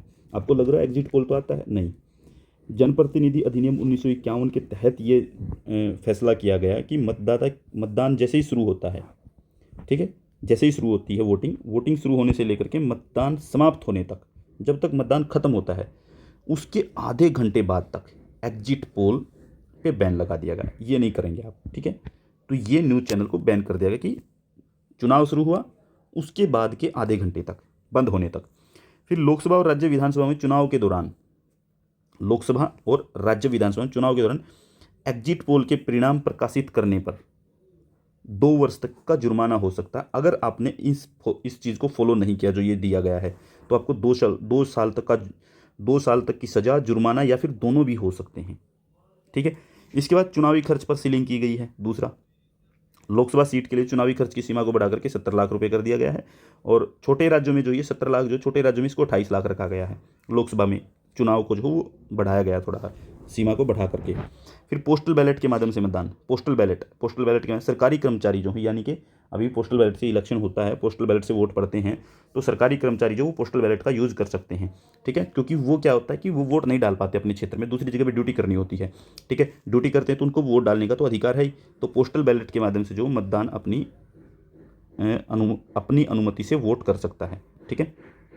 तो विदेशों में रहने वाले जो भारतीय हैं, जो नागरिकों को जो है उनको भी मतदान का अधिकार दे दिया भारत सरकार ने, यानी कि विदेशों में कोई बैठा उसको अपनी पोस्टल बैलेट मिल जाए, वो इलेक्शन के लिए वोट भेज देगा। जिन्हें किसी अन्य देश की नागरिकता हासिल नहीं की हो, बात यह है कि दूसरे देश की नागरिकता नहीं होनी चाहिए, ठीक है, वही वोट डाल सकता है, और मतदाता सूची में ना होना चाहिए। फिर जागरूकता और प्रसार का काम किया है इलेक्शन कमीशन ने। इसने कहा कि युवा मतदाता को चुनावी प्रक्रिया में भाग लेने के लिए प्रोत्साहित करने हेतु भारत सरकार ने जो है वो 25 जनवरी को राष्ट्रीय मतदाता दिवस मनाते हैं, ठीक है। यानी कि अब वोटर डे कब है हमारा, 25 जनवरी को होता है। तो ये सिलसिला 2011 से शुरू होता है। 2011 से हमने जो है 25 जनवरी को नेशनल वोटर्स डे मनाना शुरू किया था, ठीक है। फिर जैसे 20,000 रुपये का जो राजनीतिक चंदा है, पॉलिटिकल जो डोनेशन है, उसको जो है चुनाव आयोग को सूचना देनी पड़ेगी किसी भी पॉलिटिकल पार्टी को, अगर उसको 20,000 से ज़्यादा का चंदा मिलता है तो। फिर जैसे नोटा का प्रयोग शुरू हुआ है। नोटा का प्रयोग कैसे शुरू होता है? नोटा का प्रयोग जो है 2013 से नोटा की व्यवस्था लागू की गई है, ठीक है। तो ये सबसे बड़ा सुधार माना जाता है कि नोटा की व्यवस्था लागू की गई, यानी कि नॉन ऑफ द अबोव 2013 से, ठीक है। किसी भी उम्मीदवार के पक्ष में क्या है कि वोट देने और मतदाता को पसंद का रिकॉर्ड का विकल्प देती है कि हम किसी को पसंद करते हैं नहीं करते। मुझे लगता है कि मैं किसी को पसंद नहीं करता, मैंने नॉन ऑफ द अबोव दबा दिया, ठीक है। लेकिन इसका मतलब ये नहीं है कि मान लीजिए नोटा में सबसे ज़्यादा वोट आ गए तो जीता हुआ वही माना जाएगा जिसको वहाँ पर वोट ज़्यादा मिले हैं, ठीक है। नोटा के वोट वैलिड नहीं है, ठीक है। पहले जब कोई मतदाता किसी उम्मीदवार को वोट देने का फैसला करता था तो क्या होता था कि उसको बूथ का जो अधिकारी है, पीठासीन अधिकारी को ये बताना होता था कि एक रजिस्टर पर हस्ताक्षर करना होता है कि वो वोट नहीं डालना चाहता इनमें से किसी को भी। पहले ये था, लेकिन उससे क्या है कि हम सीक्रेट रखते हैं बैलेट पेपर को कि हम वोट नहीं डालना चाहते। तो उससे क्या होता है, पता चल जाएगा कि उसने कहा कि मैं रजिस्टर में, तो रजिस्टर में सबको पता है कि रजिस्टर में वही उसी का नाम लिखा जाएगा, वही सिग्नेचर करेगा जिसने किसी को वोट नहीं डाला। तो अब क्या है कि इसको रोकना था कि हम जब कहते हैं कि गुप्त मतदान होगा तो गुप्त मतदान रहा नहीं, उसका पता चल गया कि इसने वोट नहीं किया किसी को भी, ठीक है। तो गुप्त मतदान को बनाने के लिए जो है इन्होंने क्या है, नोटा जो है वो मशीन में फिट कर दिया, ठीक है। फिर मतदाता निरीक्षण, पेपर ऑडिट ट्रायल, ठीक है। मतलब कि voter verification paper audit trial है। ये ईवीएम से जुड़ी हुई एक स्वतंत्र प्रणाली लाई गई है, ठीक है। वीवीपैट का नाम इसको दिया जाता है, ठीक है। इसकी अनुमति जो है वो मिल गई है, तो ये सत्यापित कर सकते हैं कि हम अपना मत उम्मीदवार को पड़ा है, ठीक है। इसमें क्या है कि जब हम अपना वोट डालते हैं तो वहाँ पे क्या है कि एक पर्ची निकलती है। जैसे ही हमने ईवीएम का बटन दबाया, हमारे सामने एक पर्ची दिखाई देगी हमें कि हाँ मैंने इसको वोट डाला, ये इसी को गया, उसके ऊपर उम्मीदवार का नाम, ठीक है, वो आपके सामने आ जाएगा, ठीक है, कि आपने इसको वोट किया है, ठीक है, पता चल जाएगा। फिर तकनीक का प्रयोग 7 नंबर, मतलब कि हम जो है टेक्नोलॉजिकली भी काफ़ी मजबूत हुए हैं 2000 के बाद। क्या है कि कंप्यूटरीकृत डेटाबेस का निर्माण किया गया। व्यापक फ़ोटो, जैसे फ़ोटो लगा हुआ होता है, ठीक है। पहली बार फ़ोटो जो है वो हमने 1993 में शुरू किया था, ठीक है। फ़ोटो की जो बात है, फ़ोटो आधार कार्ड में फ़ोटो, सॉरी वोटर कार्ड में फ़ोटो का आना, ठीक है। फर्जी और डुप्लीकेट एंट्री को ख़त्म करने के लिए जो है वो हमने जो वोटर कार्ड के ऊपर फ़ोटो की बात की। तो मतदान प्रक्रिया जो वीडियो रिकॉर्डिंग की जो सुविधा वो भी अब शुरू कर दी गई है। आयोग ने क्या है कि ऑनलाइन संचार यानी कि कोमेट नाम की एक, ये चीज़ याद रखनी, कोमेट नाम की एक प्रणाली शुरू की है, ये पूछी जा सकती है। इससे क्या है कि चुनाव के लिए प्रत्येक मतदान केंद्र की निगरानी करना संभव हो गया, और यहाँ पे जीपीएस का उपयोग करना जो है वो शुरू कर दिया कि जीपीएस से पता चलता रहता है कि रियल टाइम वोटिंग क्या हो रही है, कितनी वोट पड़ चुके हैं, कितना पता लग चुका है, ठीक है। तो चुनाव आयोग ने जो है चुनाव के दौरान जो है आदर्श आचार संहिता के उल्लंघन की रिपोर्ट जो है, मान लीजिए किसी ने आदर्श आचार संहिता जो है अपनी आचार संहिता का उल्लंघन किया है, अगर किसी ने रिपोर्ट दर्ज की है तो वो रिपोर्ट कहाँ पे दर्ज करवाएगा? सिविजिनल एक ऐप है, ठीक है। मान लीजिए आदर्श आचार संहिता का कोई उल्लंघन कर रहा है, ठीक है, पाया जाता है उसमें, तो उसकी रिपोर्ट दर्ज करवा सकता है कोई भी सिटीजन, ठीक है। वो कहाँ पे? सिविजिनल ऐप के ऊपर, ठीक है। भारतीय निर्वाचन पद्धति की अगर हम बात करें कि इसकी आलोचना क्या होनी चाहिए, ये तो चीज़ें थी सुधार की बातें। इसके अंदर दिक्कत क्या है? तो पहली दिक्कत तो ये कि first past the post system जो है वो जो हम मेथड अपनाते हैं, ये थोड़ा सा जनप्रतिनिधियों के लिए दिक्कत का सवाल है, क्योंकि हर सीट पर जो सबसे ज़्यादा वोट पाने वाला विजयी हो जाता है। मान लीजिए कि टोटल वोट पड़े हैं 100, ठीक है, और कैंडिडेट थे 5, ठीक है। अब यहाँ पे ये हुआ कि 5 कैंडिडेट में जो है एक कैंडिडेट को मिल गए 26 वोट, एक को मिल गए मान लीजिए 24 वोट, एक को मिल गए मान लीजिए कि आप 23 वोट, एक को मिल गए मान लीजिए 21 वोट, ठीक है। तो अब कितने बच गए? एक को मिल गए मान लीजिए कि 16 वोट, तो ये टोटल हो गए 2 4 1 5 कैंडिडेट में डिवाइड हो गए। तो यहाँ पे 26 वोट हासिल करके आदमी बन गया। 26 वोट जिसने हासिल किए वो बन गया, लेकिन 74 वोट वाले नहीं बन पाए। 74 लोगों ने तो इसको निष्कासित कर दिया ना कि हमने तो नहीं चुना इसको, 26 वोट वाला बन गया। ये first post the pass system है, सबसे ज़्यादा वोट हासिल करने वाला विजयी हो जाए। इससे क्या है कि राजनीतिक दलों के जो वोट हैं वो बिखरे हुए हैं, उन्हें कुल मिलाकर अच्छा खासा वोट मिलने के बावजूद भी मुमकिन है कि उनके प्रतिनिधि जीत कर न आए। जैसे 24 वोट वाला 23 वोट वाला है, इनके पास आदमी पहुंच गया नज़दीक सा, फिर भी नहीं जीत पाया। ये राजनीतिक दल जो जिन समुदाय वर्गों से प्रतिनिधित्व करते हैं उन समूहों की आवाज़ सदन में अनसुनी रह जाती है। जैसे मैं आपको एग्जाम्पल देता हूँ, उदाहरण के तौर पे देखिए 2014 के लोकसभा चुनाव में जो है बहुजन समाजवादी पार्टी, जिसको आप कह रहे हैं बीएसपी, बहुजन समाज पार्टी भी बोलते हैं इसको, बहुजन समाज पार्टी को 2014 में यूपी में लगभग 20% वोट मिला था। यूपी में लोकसभा में 20% वोट हासिल किया था इसने, ठीक है। और देश में कुल मिलाकर के पूरे देश में टोटल वोटों का 4%, 1% वोट, 4.1% वोट इसको मिला था। इसका परिणाम ये है कि देश की तीसरी सबसे बड़ी पार्टी जो वो बनी थी, देश की तीसरी सबसे बड़ी पार्टी थी जो 20% और 4.1% वोट हासिल किया। लेकिन लोकसभा में आदमी कितने पहुंचे? एक भी नहीं, एक भी कैंडिडेट नहीं चुन सका उनका। 20% वोट एक राज्य से मिला है और पूरे देश से 4.1% वोट लेकर के भी एक कैंडिडेट नहीं जीत पाया। क्यों? क्योंकि नज़दीक पहुंचते गए, हारते चले गए। और 2019 के लोकसभा चुनाव में जो राष्ट्रीय जनता दल यानी कि बिहार में आरजेडी को जो वो 15% वोट मिले थे बिहार में, लेकिन एक भी सदस्य चुनाव में नहीं जीत पाया लोकसभा के अंदर, ठीक है। तो ये प्रणाली जो निर्वाचन पद्धति का प्रमुख दोष है, first pass post the system, ये दिक्कत है। अब देखिए कांग्रेस को जो है कुल मिलाकर के 22% वोट मिला था 2019 में। कैंडिडेट कितने जीते हैं? 52। अगर हम 20% वोट को कन्वर्ट करें सीट्स के अंदर कि 20% सीट कितनी होंगी, 22% सीट कितनी होंगी, तो 22 5 110 हो जाती हैं सीधी सीधी। प्लस में 11 और कर दीजिए, 121 सीटें जो हैं इसके हिस्से में आनी चाहिए इन वोट के अकॉर्डिंग। तो इतने प्रतिशत लोगों के अकॉर्डिंग 121 कैंडिडेट उनके हिस्से में होने चाहिए, लेकिन नहीं जीत पाई। ऐसे ही बहुत सारी पॉलिटिकल पार्टीज के साथ हो रहा है कि उनके वोट परसेंट बहुत ज़्यादा हैं लेकिन जीत नहीं पाए हैं। ये बड़ी समस्या बन गई है, ठीक है। थोड़े से वोट लेकर के भी, जैसे कि 303 सीट मिली हैं बीजेपी सरकार को, वोट परसेंटेज कितना है? 35%। 35% से 303 मिल गई। अगर हम वोट में कंसीडर करें इसको, वोट को सीट में कन्वर्ट करें, first pass post the system की ये दुविधा है कि इसको कैसे सोल्व आउट किया जाए, ठीक है। तो ये चीज़ हमें देख लेनी है। तो हमारी क्लास कंप्लीट होती है, सभी टॉपिक कंप्लीट होते हैं इस यूनिट के, ठीक है। तो मुझे लगता है कि सब कुछ आपको समझ में भी आ जाएगा, एग्जाम में बहुत हेल्प होने वाली इन चीज़ों से। जिसने नहीं देखा है एक बार फिर से पूरी की पूरी प्लेलिस्ट को खोलिए, ठीक है। पूरी की पूरी जो प्लेलिस्ट है उसको 2-3 दिन के अंदर जितना आप देख सकते हैं देखिए, जितना आप देख सकते हैं देखिए, बहुत फ़ायदा होने वाला है। कुछ यूनिट हैं जिनसे आप फ़ायदा कमा सकते हैं। मैं कुछ क्रैश कोर्स की 2-3 वीडियो और हैं जो आपके लिए लेके आने वाला हूँ जल्द ही। एक वीडियो आपको कल मिल जाएगी 10-11 बजे तक, और एक वीडियो आपको कल 3 बजे तक मिल जाएगी, ठीक है। और एक वीडियो कल शाम को मिल जाएगी, यानी कि कल आपकी 3 वीडियो आने वाली है यूट्यूब चैनल पे। और 3 वीडियो में आपको क्रम बता देता हूँ कैसी कैसी वीडियो आएंगी। एक वीडियो तो आपकी आने वाली है जो वेस्टर्न पॉलिटिकल थॉट है, प्लेटो से लेकर के कार्ल मार्क्स तक, कार्ल मार्क्स से लेकर के फ्रांत्स फैनन तक जितने भी थिंकर हैं उन सभी को ब्रीफली उनके वर्क, उनके आइडिया, उनकी थॉट, उनको लिया गया उस वीडियो में।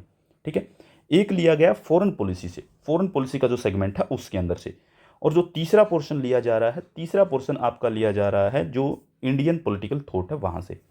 तो ये बड़ा सेगमेंट है आपके लिए। ठीक है, मैं कोशिश कर रहा हूँ कि अच्छे से करवा पाऊँ उसको। ठीक है, तो बहुत लगभग एक एक डेढ़ घंटे की वीडियो हो सकती है, ज़्यादा से ज़्यादा एक एक सवा घंटा होगा, सवा घंटे तक जाएंगी। तो उसको जो है फॉलो कर ले, चैनल को लाइक कर ले, कमेंट करके आप मुझे बता सकते हैं कि आपको और क्या चीज़ चाहिए। ठीक है, हाँ, ऑप्शन टाइप क्वेश्चन का अभी कोई टाइम नहीं है कि मैं और डालूँ। हाँ, एक वीडियो मैं आपके लिए ज़रूर बना दूंगा जो आपको परसों मिल जाएगी सुबह सुबह, जिसके अंदर जो है लगभग जितने इंपॉर्टेंट क्वेश्चन हैं वो डिफरेंट डिफरेंट यूनिट से होंगे, किसी भी यूनिट से हो सकते हैं, लेकिन उसमें ये लिखा हो कि ये इस यूनिट से क्वेश्चन है। पहले डिस्कस करने के कि इंडियन गवर्नमेंट एंड पॉलिटिक्स के क्वेश्चन हैं तो नीचे उसी के चलेंगे, फिर उसके बाद नए शुरू होंगे तो नए बता दें कि यहाँ से इसके शुरू होगी। तो वहाँ पे भी जो है मैं 400-500 क्वेश्चन जो है वो डिस्कस करने वाला हूँ। लगभग 1 घंटे की वीडियो वो होगी, उसके अंदर भी जो एक सवा घंटे की वीडियो होगी उसके अंदर परसों। तब तक के लिए आप चैनल को फॉलो करें, लाइक करें, सब्सक्राइब करें, जिसको शेयर करना है शेयर कर सकते हैं। और नई घोषणा ये है कि किसी का अगर भाई बहन छोटा बच्चा कोई तैयारी कर रहा है, जिसने अभी अभी 12th पास की है और दिल्ली यूनिवर्सिटी में या सेंट्रल यूनिवर्सिटी के अंदर कहीं पर भी एडमिशन लेना चाहता है, तो कॉमन एंट्रेंस टेस्ट आ गया है। ठीक है, कॉमन एंट्रेंस टेस्ट होना है, CUET होना है। तो उस CUET के लिए जो आप तैयारी कर सकते हैं, मैं पूरा कोर्स करवाऊंगा, फ्री ऑफ कॉस्ट रहेगा, उसकी कोई फीस नहीं है, यूट्यूब पे करवाएंगे।